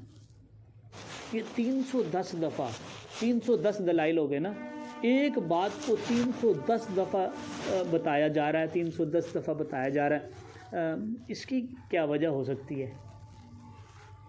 اس کی کوئی وجہ ہو سکتی ہے؟ تو 301 بار اگر اللہ پاک ایک آیت میں فرما دیتے کہ حضور پاک صلی اللہ علیہ وسلم اللہ پاک کے آخری نبی ہیں، یا نبی پاک صلی اللہ علیہ وسلم ایک حدیث میں بیان فرما دیتے، کافی تھا، عقیدہ بنانے کے لیے کافی تھا۔ لیکن یہ جو 310 دفعہ بیان کر رہے ہیں، یہ اس وجہ سے بیان کر رہے ہیں کہ یہ اہم ہے۔ وہ بچوں کو ٹیچر بتائے نا کہ بیٹا یہ کیمسٹری پڑھاتا ہوں میں، تو بھئی کیمسٹری کا ٹیسٹ ہے لیکن چیپٹر نمبر 5 جو ہے نا اچھی طرح کر لینا۔ اچھا دوبارہ کہہ دے ٹیچر بھئی کیمسٹری کا ٹیسٹ ہے لیکن چیپٹر نمبر 5 اچھی طرح کرنا ہے، پھر کہہ دے کیمسٹری کا ٹیسٹ ہے لیکن چیپٹر نمبر 5 اچھی طرح کرنا ہے، تو بچے اس سے کیا سمجھیں گے؟ تو چیپٹر نمبر 5 اہم ہے، بہت اہم ہے، ایسے ہی۔ تو اللہ پاک جب فرما رہے ہیں بار بار 100 دفعہ بتا رہے ہیں، 100 دفعہ بتا رہے ہیں، اور نبی پاک صلی اللہ علیہ وسلم 210 دفعہ بتا رہے ہیں کہ حضور پاک صلی اللہ علیہ وسلم اللہ پاک کے آخری نبی ہیں، تو یہ کوئی بہت ہی اہم چیز ہے، بہت ہی اہم چیز ہے۔ اور پھر فرمایا یہ کمال شفقت بھی ہے اللہ پاک کی اور اللہ کے نبی صلی اللہ علیہ وسلم کی محبت بھی ہے۔ دیکھیں ایک بچہ آگ کی طرف جا رہا ہو نا، چھوٹا بچہ، میرا چھوٹا بچہ ہے نا، اس کی والدہ کیا کرتی کہ بار بار نا چائے کے گرم کپ میں ہاتھ دینے کی کوشش کرتا ہے۔ ایک دفعہ روکا، 2 دفعہ روکا، 3 دفعہ روکا، 5-7 دفعہ روکنے کے بعد تنگ آئی نا، اس کا ہاتھ نہ ایسے انگلی لگا دی کپ کو انگلی لگی، چیک کر لے کہ کیا ہے اس کے اندر۔ تو وہ جب گرم لگا تو بچہ اس کے بعد قریب ہی نہیں لگتا تھا اس کے۔ تو قربان جائیں اللہ کے نبی صلی اللہ علیہ وسلم پہ، ایک دفعہ روکا، دوسری دفعہ روکا، ماں بھی 5-6 دفعہ، 10 دفعہ، 50 دفعہ روک کے تنگ آ گئی، لیکن اللہ کے نبی صلی اللہ علیہ وسلم 210 دفعہ فرما رہے ہیں، اللہ پاک 100 دفعہ فرما رہے ہیں۔ یہ کمال محبت، کمال شفقت کی نشانی ہے کہ اللہ کے نبی صلی اللہ علیہ وسلم کو اپنی امت سے جتنا پیار ہے۔ شاید ایک بزرگ فرما رہے تھے کہ کسی انسان نے کسی دوسرے انسان سے اتنی محبت نہیں کی جتنی نبی پاک صلی اللہ علیہ وسلم نے اپنی امت سے کی، کہ نبی پاک صلی اللہ علیہ وسلم کی زندگی کا ہر لمحہ امت کی یاد میں گزرا ہے، نبی پاک صلی اللہ علیہ وسلم کا ہر آنسو امت کی یاد میں بہا ہے، نبی پاک صلی اللہ علیہ وسلم کی ہر دعا امت کے لیے۔ فرما رہے تھے ایک بزرگ کہ پوری زندگی میں ایسا کبھی بھی نہیں نظر آتا کہ اپنے لیے، اپنے بچوں کے لیے دعائیں مانگی ہوں، امت کے لیے دعائیں مانگ رہے ہیں اللہ کے نبی صلی اللہ علیہ وسلم، امت کے لیے دعائیں مانگ رہے ہیں۔ تو ایسی محبت تھی نبی پاک صلی اللہ علیہ وسلم کو اپنی امت سے۔ تو 310 دلائل ہیں اللہ پاک قرآن پاک میں فرما رہے ہیں، ہم سنتے رہتے ہیں۔ آیت ختم نبوت بھی کہلاتی ہے، ما کان محمد ابا احد من رجالکم ولکن رسول اللہ وخاتم النبیین، کہ حضور پاک صلی اللہ علیہ وسلم اس میں فرمایا کہ خاتم النبیین ہیں۔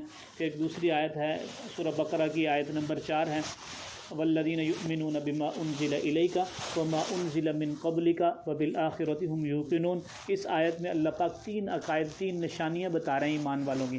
فرمایا والذین یؤمنون بما انزل الیک، کہ مسلمان یعنی مومن وہ ہے جو اس وحی کو مانتے ہیں، اس وحی کو مانتے ہیں جو آپ صلی اللہ علیہ وسلم پہ نازل ہوئی، اور دوسرا فرمایا کہ اس وحی کو مانتے ہیں جو آپ صلی اللہ علیہ وسلم سے پہلے نازل ہوئی، اور پھر فرمایا کہ قیامت کو مانتے ہیں، یعنی آخرت پہ ایمان رکھتے ہیں۔ تو اس میں 3 نشانیاں اللہ پاک نے بیان فرمائی ہیں۔ 2 وحیوں کا تذکرہ فرمایا کہ ایک وہ وحی ہے جو آپ صلی اللہ علیہ وسلم سے پہلے، اور ایک دوسری وحی ہے جو آپ صلی اللہ علیہ وسلم سے اتاری گئی۔ پہلی وہی 3 کتابیں ہیں، آسمانی کتابیں اور صحائف جو انبیاء علیہ السلام پہ اتارے گئے، اور دوسرا نبی پاک صلی اللہ علیہ وسلم پہ جو وحی اتاری گئی۔ ان 2 کا تذکرہ ہے، اور اس کے بعد فرمایا وَبِالْآخِرَةِ هُمْ يُوقِنُونَ، اور اس کے بعد آخرت ہے۔ اس طرف اشارہ ہے کہ یہ 2 ہی وحیاں ہیں، اور اس کے علاوہ اور کوئی وحی نہیں۔ اور یہ بات بھی ہمیشہ ہمارے ذہن میں رہے کہ وحی اور نبی یہ لازم اور ملزوم ہے۔ اگر وحی نہیں تو پھر نبی بھی نہیں۔ کیونکہ نبی کا کوئی استاد دنیا میں نہیں ہوتا، نبی کسی سے تعلیم نہیں حاصل کرتے، نبی کی براہ راست تربیت اللہ پاک فرماتے ہیں، اور اس کے لیے وحی کی ضرورت پڑتی ہے، اور وحی نہیں ہے تو اس کا مطلب نبی بھی نہیں ہے۔ تو اس آیت سے بھی ہمیں پتہ چلتا ہے کہ حضور پاک صلی اللہ علیہ وسلم اللہ پاک کے آخری نبی۔ اس طرح سے 100 کے قریب آیات ہیں۔ ایک کتاب ہے ختم نبوت کامل کے نام سے، اس میں نے جمع بھی کی ہیں احادیث مبارکہ بھی اور قرآن پاک کی آیات بھی۔ اسی طرح اللہ کے نبی صلی اللہ علیہ وسلم نے فرمایا حدیث مبارکہ میں لو کان بعدی نبی لکان عمر بن الخطاب رضی اللہ تعالیٰ عنہ، کہ اگر میرے بعد کوئی نبی ہوتا تو عمر ابن خطاب رضی اللہ تعالیٰ عنہ ہوتے۔ پھر فرمایا انا آخر الانبیاء وانتم آخر الامم، کہ میں آخری نبی ہوں اور تم آخری امت ہو۔ پھر اللہ کے نبی صلی اللہ علیہ وسلم نے ایک مثال دے کے فرمایا کہ جس کا مفہوم ہے کہ میری مثال اور تمام انبیاء علیہ السلام کی مثال ایسی ہے جیسے ایک شخص نے بہت بڑا خوبصورت محل تعمیر کیا، اور اس میں جو ہے نا وہ 1 منٹ کی جگہ خالی چھوڑ دی۔ لوگ آئے، لوگوں کو دعوت دی گئی، لوگ آئے، انہوں نے دیکھا اور خوب تعریف کی اس محل کی، اس مکان کی، لیکن جب وہ اینٹ والی جگہ دیکھی تو کہنے لگے کہ اگر یہ اینٹ بھی لگا دی جاتی تو محل مکمل ہو جاتا۔ فرمایا کہ وہ محل میں ہوں، یعنی میں آخری نبی ہوں، میرے بعد کوئی نبی نہیں۔ اس نبوت کا محل ہے، اس نبوت کی آخری اینٹ میں ہوں۔ تو آپ صلی اللہ علیہ وسلم کی 210 کے قریب احادیث مبارک ہیں، اور ایک حدیث پاک میں اللہ کے نبی صلی اللہ علیہ وسلم نے فرمایا کہ ان قریب میری امت میں 30 جھوٹے دجال کذاب آئیں گے، ہر ایک یہ دعویٰ کرے گا کہ میں اللہ کا نبی ہوں، حالانکہ میں آخری نبی ہوں، میرے بعد کوئی نبی نہیں ہے۔ کہ اللہ کے نبی صلی اللہ علیہ وسلم اس حدیث مبارکہ میں فرما رہے ہیں کہ میرے بعد 30 جھوٹے دجال کذاب آئیں گے، ان کو سب سے بڑا جھوٹا، سب سے بڑا دجل کرنے والا ان کو فرما رہے ہیں اللہ کے نبی صلی اللہ علیہ وسلم۔ اس حدیث مبارکہ سے بھی اس بات کی تائید ہوتی ہے جو میں نے پہلے عرض کی کہ ہمیں اپنے عقیدے کو بچانے کے لیے دشمن کا بھی پتہ ہونا ضروری ہے، اور اپنے عقیدے کی تفصیلات کا پتہ ہونا بھی ضروری ہے۔ اللہ کے نبی صلی اللہ علیہ وسلم بلکہ پہلے فرما رہے ہیں کہ 30 جھوٹے دجال کذاب آئیں گے۔ اس بات کی طرف اشارہ ہے کہ اللہ کے نبی صلی اللہ علیہ وسلم پہلے جھوٹوں کا تذکرہ فرما رہے ہیں، پھر فرما رہے ہیں کہ میں آخری نبی ہوں، میرے بعد کوئی نبی نہیں، یعنی ختم نبوت کا تذکرہ بعد میں فرمایا، اور جھوٹوں سے بچنے کی تاکید اللہ کے نبی صلی اللہ علیہ وسلم پہلے فرما رہے ہیں۔ اس سے بھی ہمیں پتہ چلتا ہے کہ ان کا رد کرنا، ان سے بچنا، کہ ان کا جو ہے نا ان کی کفریات کا پتہ ہونا، اس دشمن کے بارے میں معلومات ہونا، یہ ہمارے لیے کتنا ضروری۔ تو اللہ کے نبی صلی اللہ علیہ وسلم نے فرمایا کہ 30 جھوٹوں نے آنا ہے، 30 جھوٹوں نے آپ صلی اللہ علیہ وسلم نے فرما دیا تو پھر آنا ہی آنا ہے۔ تو نبی پاک صلی اللہ علیہ وسلم کے زمانے میں 2 آ گئے۔ ایک شخص تھا جس کا نام تھا اسود انسی۔ وقت کتنا ہو گیا؟ کتنا آ گیا؟ کتنے بجے کرنا؟ 10-15 منٹ۔ تو نبی پاک صلی اللہ علیہ وسلم کے زمانے میں بھی 2 جھوٹے آ گئے۔ ایک کا نام تھا اسود انسی، دوسرے کا نام مسیلمہ کذاب۔ اسود انسی یہ یمن کا رہنے والا تھا، اس نے نبوت کا جھوٹا دعویٰ کیا، 4.5 مہینے تک اس کی نبوت چلی ہے، اور اس نے بہت سارے مسلمانوں کو جنہوں نے اس کو نہیں مانا تو ان کو شہید بھی کروایا۔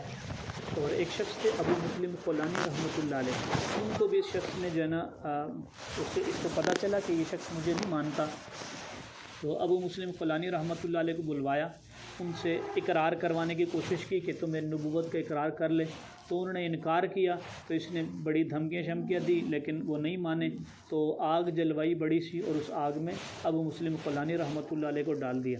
لیکن اللہ پاک نے ایسی حفاظت فرمائی کہ اس نے ڈالا، اور یہ فوراً جو ہے نا وہ اس آگ سے باہر ایسے نکل کے آگے، نہ ان کے کپڑوں کو آگ نے کچھ کہا، نہ ان کے جسم کے بالوں کو آگ نے کچھ کہا۔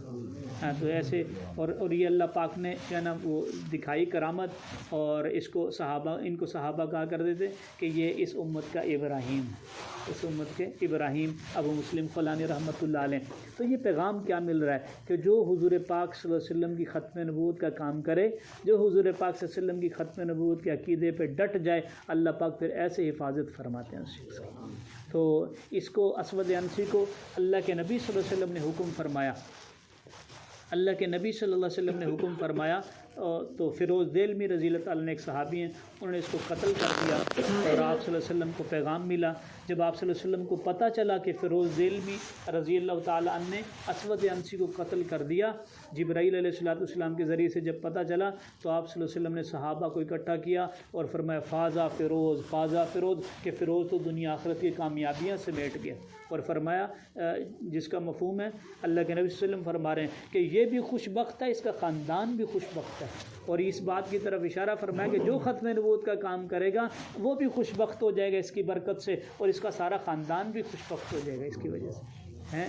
تو اس کے بعد دوسرا شخص تھا جس کا نام تھا مسیلمہ کذاب، اس نے نبوت کا جھوٹا دعویٰ کیا، اس کے خلاف حضرت سیدنا صدیق اکبر رضی اللہ تعالیٰ نے ایک لشکر تشکیل دیا، اس نے جو ہے نا اس کے خلاف لڑائی لڑی ہے۔ یہ یمامہ کا رہنے والا تھا، اور اس کا فتنہ بھی بہت زیادہ پھیلا ہے۔ اس کا قبیلہ تھا بنو حنیفہ، اس کے تقریباً 40,000 کے قریب اس کے پاس جنگجو تھے، جو یعنی جو اس کے ہاتھ پہ مرتد ہوئے، تو جن کا ایمان جو ہے نا اس نے لوٹا، 40,000 کے قریب لوگ تھے۔ تو اس کا خاتمہ کیسے ہوا کہ سیدنا ابوبکر صدیق رضی اللہ عنہ نے لشکر بھیجا، یمامہ میں بہت زبردست لڑائی ہوئی۔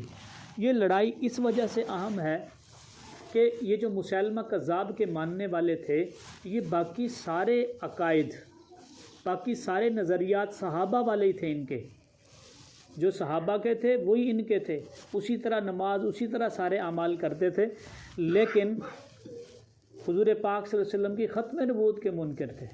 تو یہ لڑائی جو یمامہ کی لڑائی ہوئی، اصل میں عقیدہ ختم نبوت کی وجہ سے ہوئی، عقیدہ ختم نبوت کے تحفظ کے لیے ہوئی۔ اور یہ اہم کس طرح سے ہے کہ نبی پاک صلی اللہ علیہ وسلم کی جو نبوی زندگی ہے وہ 23 سال کی ہے، اس میں 13 سال مکہ کے اور 10 سال مدینہ منورہ کے۔ جہاد کا حکم آخری 10 سالوں میں، یعنی جو مدینہ منورہ کے ان میں آیا، تو 10 سال میں نبی پاک صلی اللہ علیہ وسلم اور صحابہ نے جو جنگیں لڑی ہیں، جو غزوات ہوئے ہیں، ان کی تعداد ایک تحقیق کے مطابق 83 ہے، 83 اور ان 83 جنگوں میں جو 10 سالوں میں ہوئی ہیں، اور یہ سارے اسلام کی حفاظت کے لیے ہوئی ہیں، 83 جنگوں میں جو صحابہ شہید ہوئے ہیں ان کی تعداد تقریباً 259 ہے، اور جو کافر قتل ہوئے ہیں ان کی تعداد 759 ہے۔ اور یہ جو جنگ یمامہ ہے، یہ صرف ایک مسئلے کے لیے، عقیدہ ختم نبوت کے لیے جنگ لڑی گئی، اور یہ چند دن کی جنگ تھی۔ وہ 10 سال میں 83 جنگیں، یہ چند دن میں ایک جنگ لڑی گئی۔ اس ایک جنگ میں جو صحابہ شہید ہوئے ان کی تعداد 1200 ہے، 259 10 سالوں میں، اور 1200 اس ایک جنگ میں شہید ہو رہے ہیں۔ اور اس جنگ میں 27,000 کافروں کو قتل کیا گیا۔ وہ 10 سال میں 759 کافروں کو قتل کیا۔ یہ ایک جنگ کے اندر چند دنوں کے اندر 27,000 تقریباً کافروں کو قتل کیا گیا۔ اور یہ جو 1200 صحابہ شہید ہوئے ہیں، ان میں سے 700 تو علماء صحابہ تھے۔ علماء اس وقت میں یعنی علماء کے لیے حفاظ یا قاری کا لفظ استعمال ہوتا تھا، قراء صحابہ تھے، حفاظ صحابہ تھے جو اس میں شہید ہوئے۔ اور فرمایا کہ جنگ بدر میں، غزوہ بدر کے اندر جو صحابہ شہید ہوئے ہیں ان کی تعداد 12 یا 13 ہے، جو غزوہ بدر میں شہید ہوئے بدر والے 12 یا 13۔ اس جنگ میں، یمامہ کی جنگ میں، بدر والے 70 شہید ہوئے۔ تو یہ جنگ، یہ صحابہ کا قربانی دے دینا، یہ صحابہ کا اپنی جانیں لٹا دینا، یہ صحابہ کا اپنا خون دے دینا، یہ اس بات کو ہمیں بتا رہا ہے، یہ پیغام ہمیں دے رہا ہے کہ حضور پاک صلی اللہ علیہ وسلم کی ختم نبوت پہ سمجھوتا نہیں ہو سکتا۔ فرمایا کہ صحابہ کا خون، ایک صحابی کے خون کا ایک قطرہ بعد میں آنے والی امت کے سارے خون سے افضل ہے، اور وہ افضل ترین خون صحابہ نے حضور کی ختم نبوت کے لیے لگا دیا، جانیں حضور پاک صلی اللہ علیہ وسلم کے لیے قربان کر دی۔ ایک ساتھی نے بڑا پیارا جملہ کہا کہ جس کے لیے ہم یہ وقت دے رہے ہیں نا، جس عقیدے کے لیے ہم صرف وقت دے رہے ہیں، اس عقیدے کے لیے صحابہ نے خون دیا ہے، اس عقیدے کے لیے صحابہ نے خون دیا ہے۔ تو اللہ پاک ہمیں بھی اس کی توفیق عطا فرما دیں۔ یہ معمولی کام نہیں، یہ حضور پاک صلی اللہ علیہ وسلم کو اللہ پاک نے ایک تاج عطا فرمایا، تاج، ایک انفرادیت عطا فرمائی، ایک انفرادی وصف عطا فرمایا، ایک امتیازی وصف اللہ کے نبی صلی اللہ علیہ وسلم کو اللہ پاک نے عطا فرمایا کہ باقی سارے نبی اور رسول ہیں، لیکن نبی پاک صلی اللہ علیہ وسلم نبی اور رسول ہونے کے ساتھ ساتھ خاتم النبیین ہیں۔ فرمایا کہ جیسے اللہ پاک اپنی توحید کے لحاظ سے وحدہ لا شریک ہے، ایسے نبی پاک صلی اللہ علیہ وسلم اپنی ختم نبوت کے لحاظ سے وحدہ لا شریک ہیں۔ یہ نبی پاک صلی اللہ علیہ وسلم کو ایک پگڑی دی، ایک اعزاز دی، ایک تاج اللہ کے نبی صلی اللہ علیہ وسلم کو اللہ پاک نے عطا فرمایا، وہ تاج ختم نبوت کا تاج ہے۔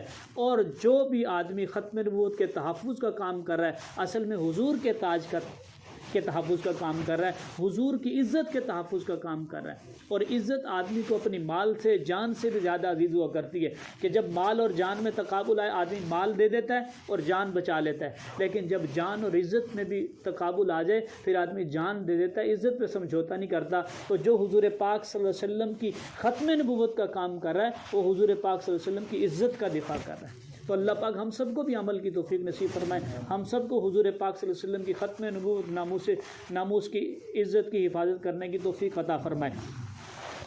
تو یہ اسی طرح سے جھوٹے آتے رہے نبی پاک صلی اللہ علیہ وسلم کے زمانے کے بعد بھی، اور اللہ پاک ان کے مقابلے میں سچوں کو لاتے رہے، فتنے ختم ہوتے رہے۔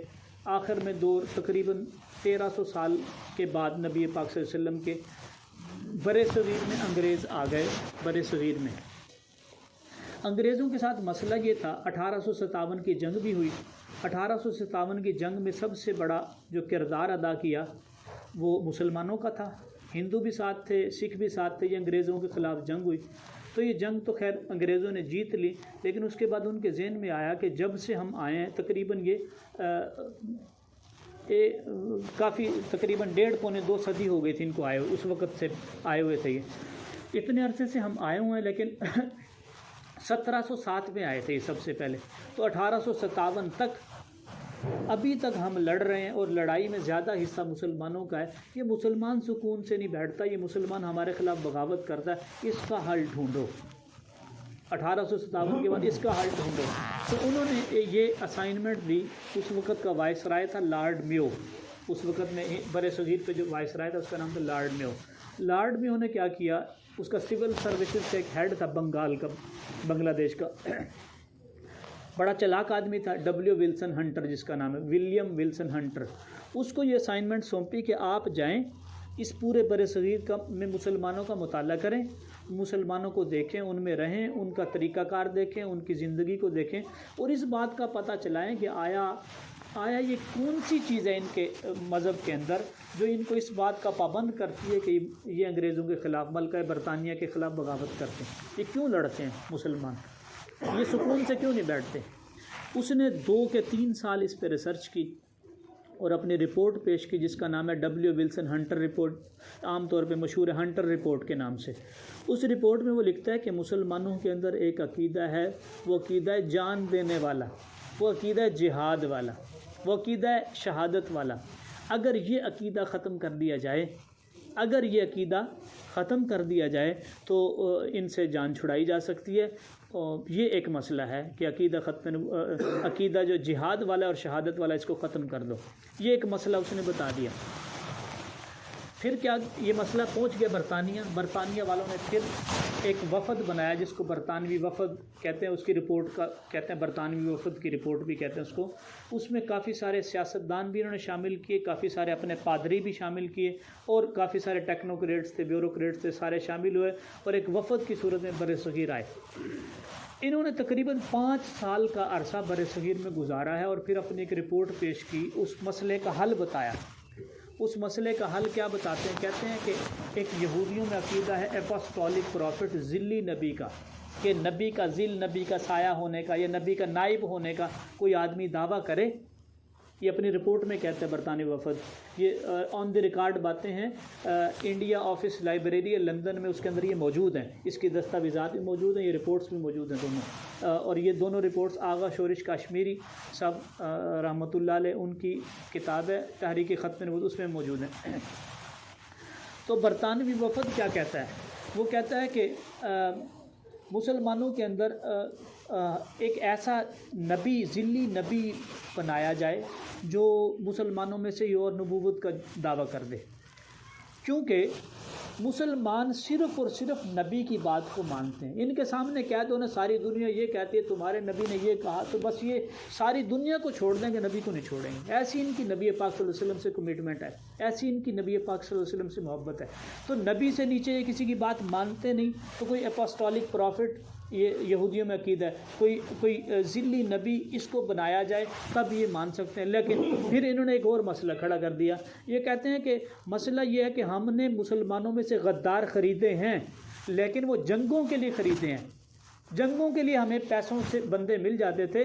یہ مذہب سے ان کا یعنی فاسق سے فاسق قسم کا، گناہ گار سے گناہ گار قسم کا بندہ بھی مذہب پہ نہیں آتا، مذہب سے غداری نہیں کر سکتا کوئی بھی بندہ۔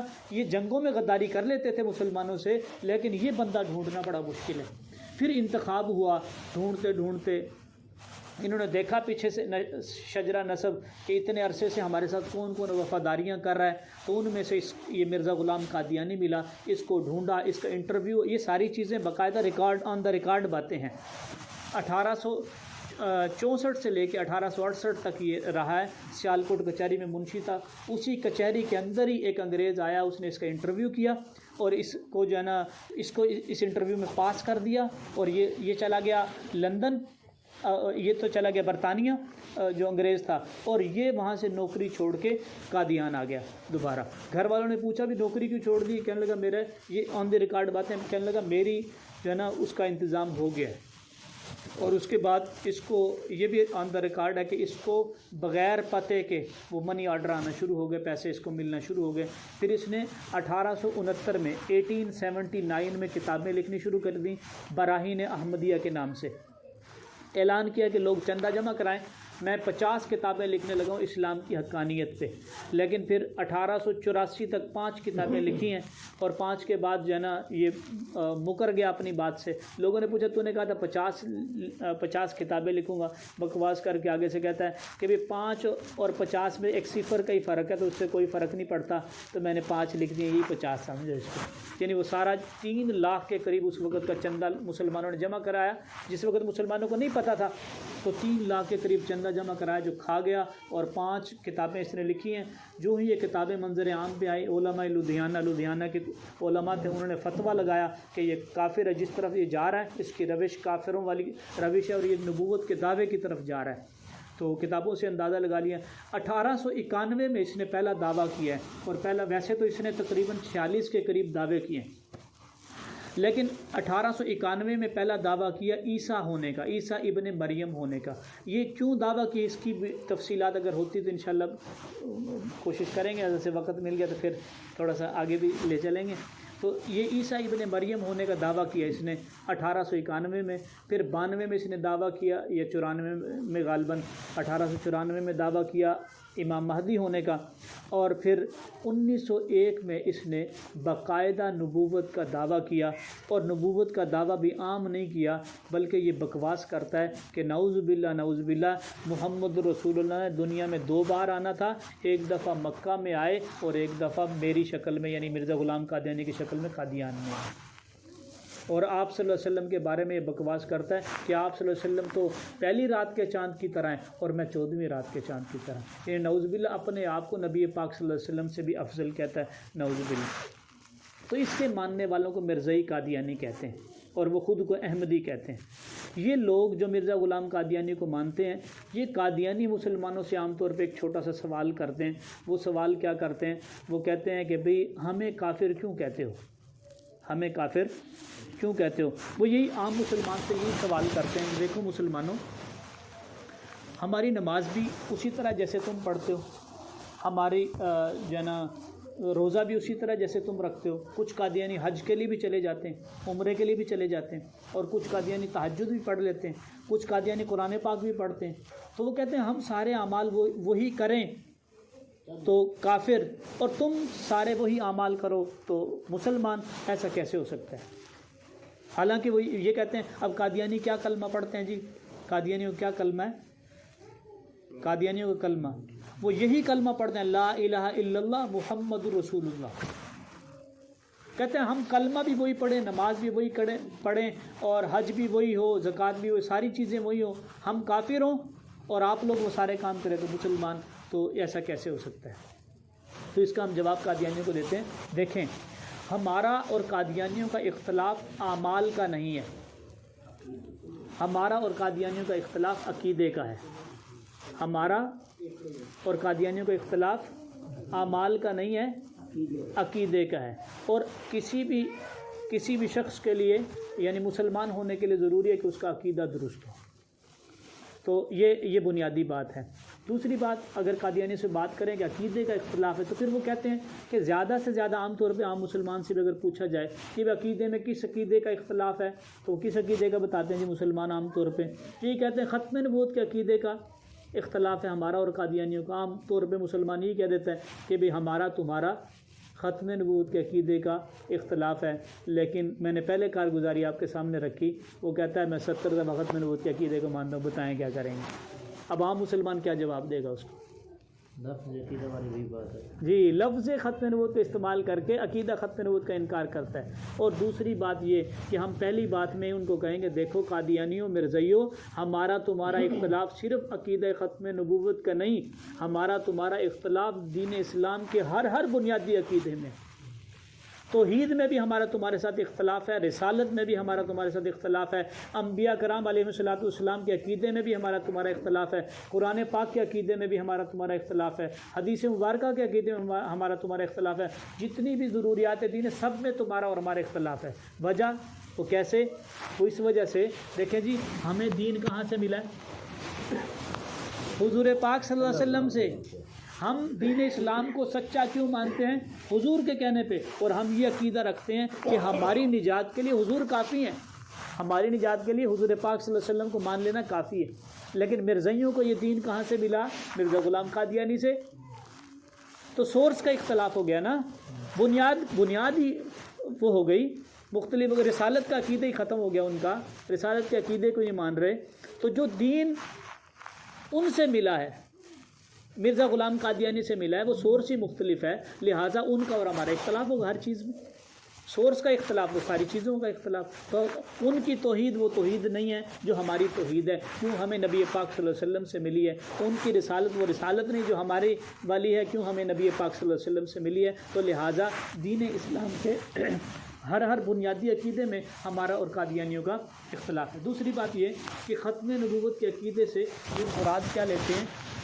ہمارا عقیدہ کیا ہے کہ ہمارا عقیدہ ہے کہ حضور پاک صلی اللہ علیہ وسلم حضرت آدم علیہ الصلوۃ والسلام سے عقیدہ، یعنی نبوت کی ابتدا آدم علیہ الصلوۃ والسلام سے ہوئی اور انتہا حضور پاک صلی اللہ علیہ وسلم پہ ہوئی، تو اس کو ہم کہتے ہیں عقیدہ ختم نبوت، کہ آدم علیہ الصلوۃ والسلام سے ابتدا ہو رہی ہے رسالت کی اور نبوت اور رسالت کی، اور نبی پاک صلی اللہ علیہ وسلم پہ انتہا ہو رہی ہے عقیدہ ختم نبوت۔ حضور پاک صلی اللہ علیہ وسلم کے بعد کوئی نیا نبی نہیں آئے گا۔ لیکن مرزائی ختم نبوت کی کیا تعریف کرتے ہیں؟ وہ کہتے ہیں حضور پاک حضرت آدم علیہ الصلوۃ والسلام سے نبوت کی ابتدا ہو رہی ہے اور مرزا غلام قادیانی پہ انتہا ہو رہی ہے، یعنی عقیدہ لفظ ختم نبوت کا استعمال کر کے عقیدہ ختم نبوت کا انکار کر رہے ہیں۔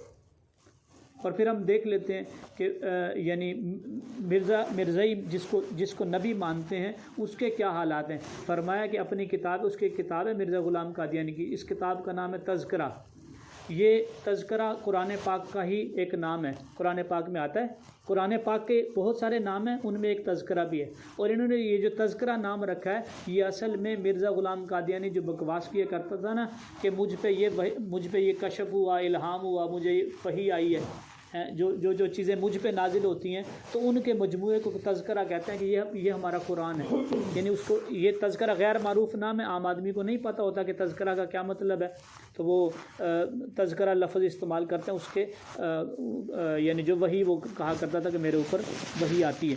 اس کتاب کے اندر اللہ تعالیٰ کے بارے میں لکھتا ہے. ہمارا تو عقیدہ ہے نا کہ اللہ تعالیٰ کے برابر اللہ تعالیٰ ہر چیز میں وحدہ لا شریک ہے، یعنی ذات میں، صفات میں، عبادات میں. ہم نے یہ ڈسکس کی ہے بات پہلے. ہمارا تو یہ عقیدہ ہے. لیکن مرزائی کا یعنی مرزا غلام قادیانی کیا لکھتا ہے، کہتا ہے رأیتنی فی المنام عین اللہ وتیقنت اننی ہوا، کہ میں نے اپنے کشف میں دیکھا کہ میں خود خدا ہو گیا اور یقین کیا کہ وہی ہوں. اب مجھے بتائیں جو اللہ ہونے کا دعویٰ کرے وہ مسلمان ہو سکتا ہے اور اس کے ماننے والا مسلمان ہو سکتا ہے؟ ہم قادیانیوں کو یہ کہتے ہیں ان گندے عقیدوں کی وجہ سے تمہیں کافر کہتے ہیں. پھر نبی پاک صلی اللہ علیہ وسلم کے بارے میں ہمارا عقیدہ ہے کہ اللہ تعالیٰ خالق ہیں اور باقی ساری مخلوق میں سے سب سے افضل اعلیٰ اشرف اللہ کے نبی صلی اللہ علیہ وسلم ہے. آپ صلی اللہ علیہ وسلم سے افضل کیا، آپ صلی اللہ علیہ وسلم کے برابر بھی کوئی نہیں ہو سکتا، حضور کی قدموں کے خاک کے برابر نہیں کوئی ہو سکتا. تو یہ مرزا غلام قادیانی کیا بکواس کرتا ہے. یہ قرآن پاک کی آیت لکھتا ہے اپنی کتاب روحانی خزائن ہے، اس کی جلد نمبر 18 میں لکھتا ہے. یہ بکواس کرتا ہے، کہتا ہے نعوذ باللہ یہ جو آیت ہے محمد الرسول اللہ والذین معہ اشداء علی الکفار رحماء بینہم، اس آیت میں میرا نام محمد رکھا گیا اور رسول بھی. یہ مرزا غلام قادیانی کہہ رہا ہے. تو کوئی نبی پاک صلی اللہ علیہ وسلم کے برابر ہو سکتا ہے؟ نہیں ہو سکتا. ایک جگہ یہ اس کا ایک مرید تھا جس کا نام تھا ظہور الدین اکمل. یہ گولے کے ایک شہر ہے گجرات میں، ایک جگہ ہے، اس کے رہنے والا تھا. وہ ایک نظم لکھتا ہے مرزا غلام قادیانی کے بارے میں اور اس میں ایک شعر لکھتا ہے اور اس شعر سے کیا ثابت کرنے کی کوشش کرتا ہے کہ نعوذ باللہ مرزا غلام قادیانی حضور پاک صلی اللہ علیہ وسلم سے بھی افضل ہے، نعوذ باللہ. اور کہتا ہے شعر کیا کہتا ہے، محمد پھر اتر آئے ہیں ہم میں. پھر آنے کا کیا مطلب ہے؟ دوبارہ. وہی جو میں نے پہلے آپ کے سامنے عرض کی کہ یہ ان کا عقیدہ ہے کہ حضور پاک صلی اللہ علیہ وسلم دوسری دفعہ آ رہے ہیں. تو کہتا ہے محمد پھر اتر آئے ہیں ہم میں، آگے سے بڑھ کر ہیں اپنی شان میں.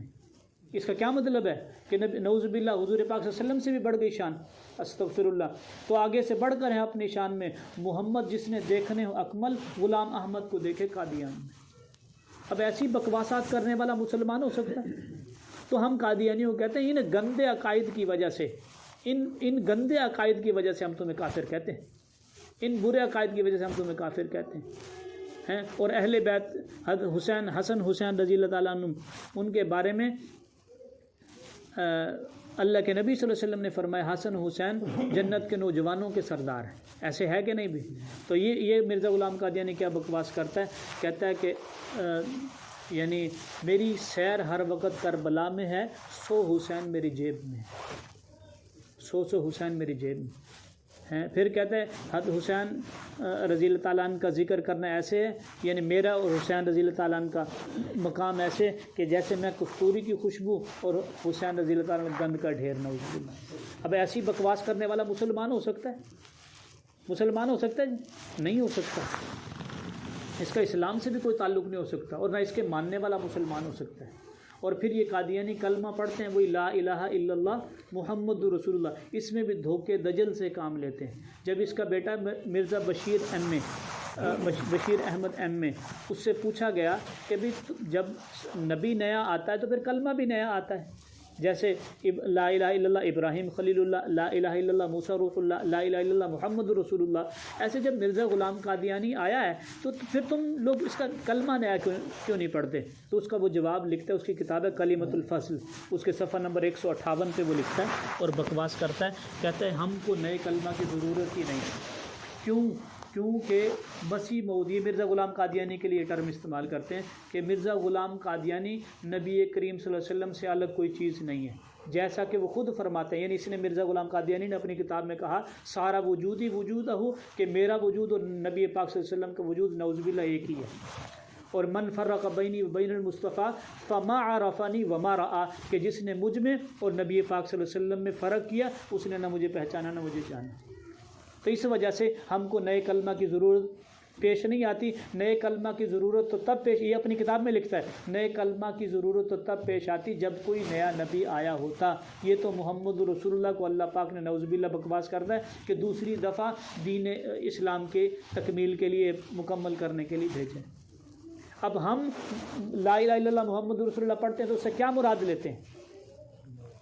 نبی پاک صلی اللہ علیہ وسلم کی ذات اقدس. اور مرزا غلام اور یہ جو مرزائی قادیانی ہے، یہ لا الہ الا اللہ محمد رسول اللہ پڑھ کے اس سے کیا مراد لے رہے ہیں؟ مرزا غلام قادیانی کو مراد لے رہے ہیں کہ اس میں مرزا غلام قادیانی بھی شامل ہے. پاکستان کی عدالت 1992 اس میں پاکستان کی سپریم کورٹ کا فیصلہ ہے. لارجر بینچ ہے، 5 یا 7 جج ہوتے ہیں اس میں. لارجر بینچ کا فیصلہ کسی عالم کی بات نہیں ہے.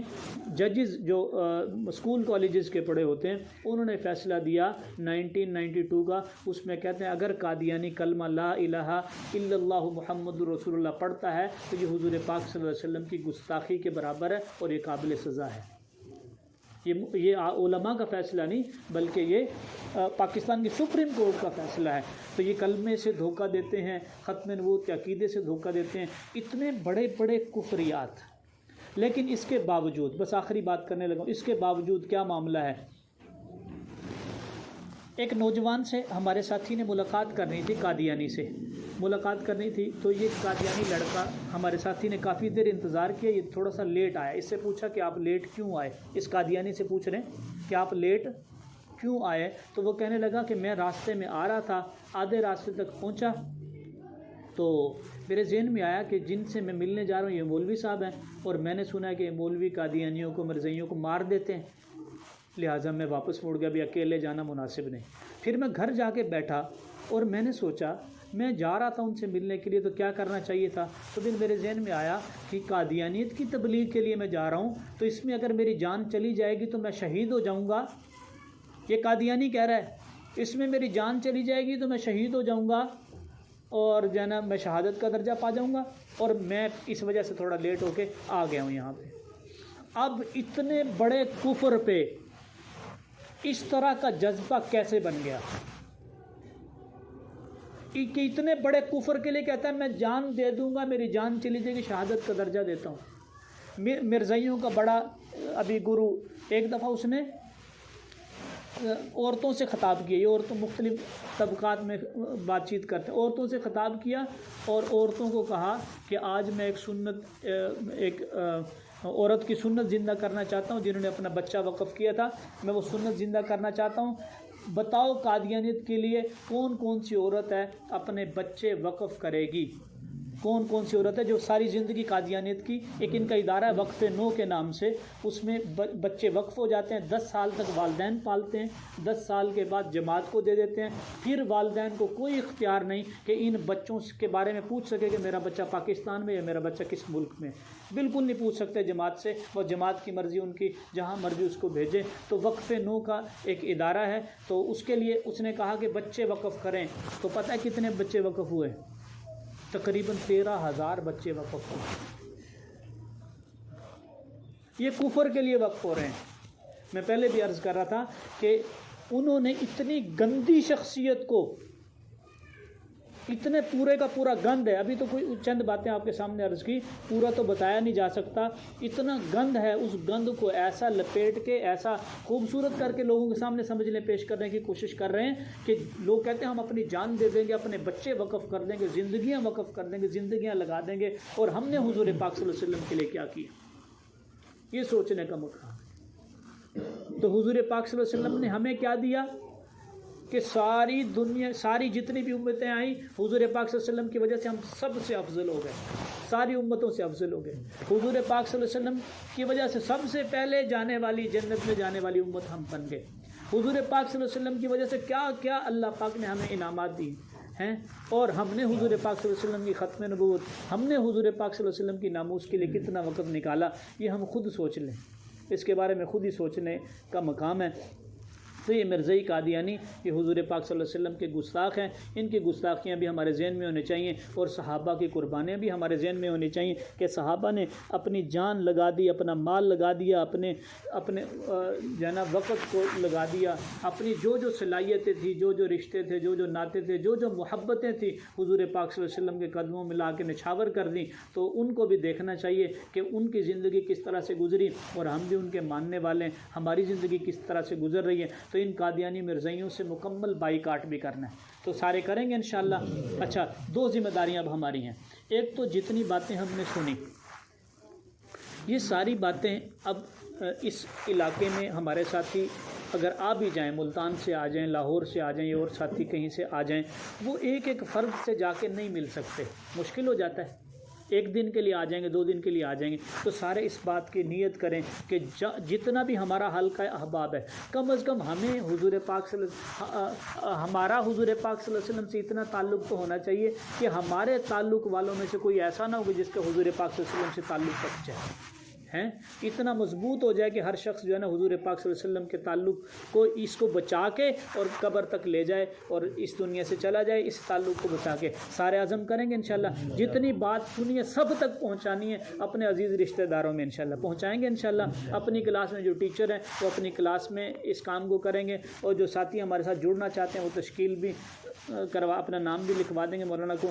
اور دوسری بات یہ کہ ان مرزائیوں قادیانیوں کو بائیکاٹ کرنا ہے۔ دیکھیں جو حضور پاک صلی اللہ علیہ وسلم کا نہیں ہو سکتا نا، وہ ہمارا بھی نہیں ہو سکتا، نہیں ہو سکتا نا، تو ان کا بائیکاٹ کرنا ہے، ان کی مصنوعات کا بائیکاٹ کرنا ہے۔ ان کی مصنوعات میں شیزان کی بوتل، کیچپ، چٹنی، اچار، یہ شیزان کی جتنی بھی چیزیں، ان کا بائیکاٹ مکمل طور پہ کرنا ہے، تو کریں گے انشاءاللہ۔ آج کے بعد ہمارے گھر میں، ہمارے علاقے میں یعنی شیزان کی بوتل نہ ہو، شیزان کی کیچپ، چٹنی، اچار نہ ہو، کوشش کریں گے، سارے مسلمانوں کو بتائیں گے۔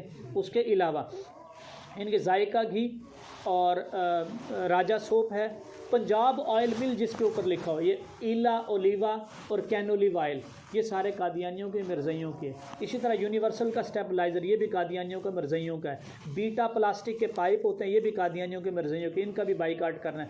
ٹربو پلاسٹک کے برتن ہوتے ہیں ٹربو والے، ان کا بائیکاٹ کرنا ہے۔ اور موٹر وے پہ جب جائیں نا، مشموم والا پانی کی بوتل ملتی ہے، مشموم کے نام سے، یہ قادیانیوں کی مرزائیوں کی ہے۔ ان کے جوس بھی عام طور پہ موٹر وے پہ یہ گاڑیاں بھی اکثر وہی دیتی ہیں، تو ان کا مکمل بائیکاٹ کیا جائے۔ کوئی کمپنی والا جو ہے نا، ان کو بلکہ شکایت بھی، اگر ایسا کچھ مل جائے تو ان کو کہا جائے کہ یہ نہ بیچا کریں۔ تو سارے دکانداروں تک آپ پہنچائیں گے انشاءاللہ، یہاں شیزان ختم ہو جائے، اور اپنے اداروں میں بھی کام کریں گے۔ ہمارے ساتھ کون کون ساتھی انشاءاللہ جڑنے کے لیے تیار ہے؟ نام لکھوا لیں۔ شاتا شوگر مل، یہ بھی قادیانیوں کی، جی بالکل۔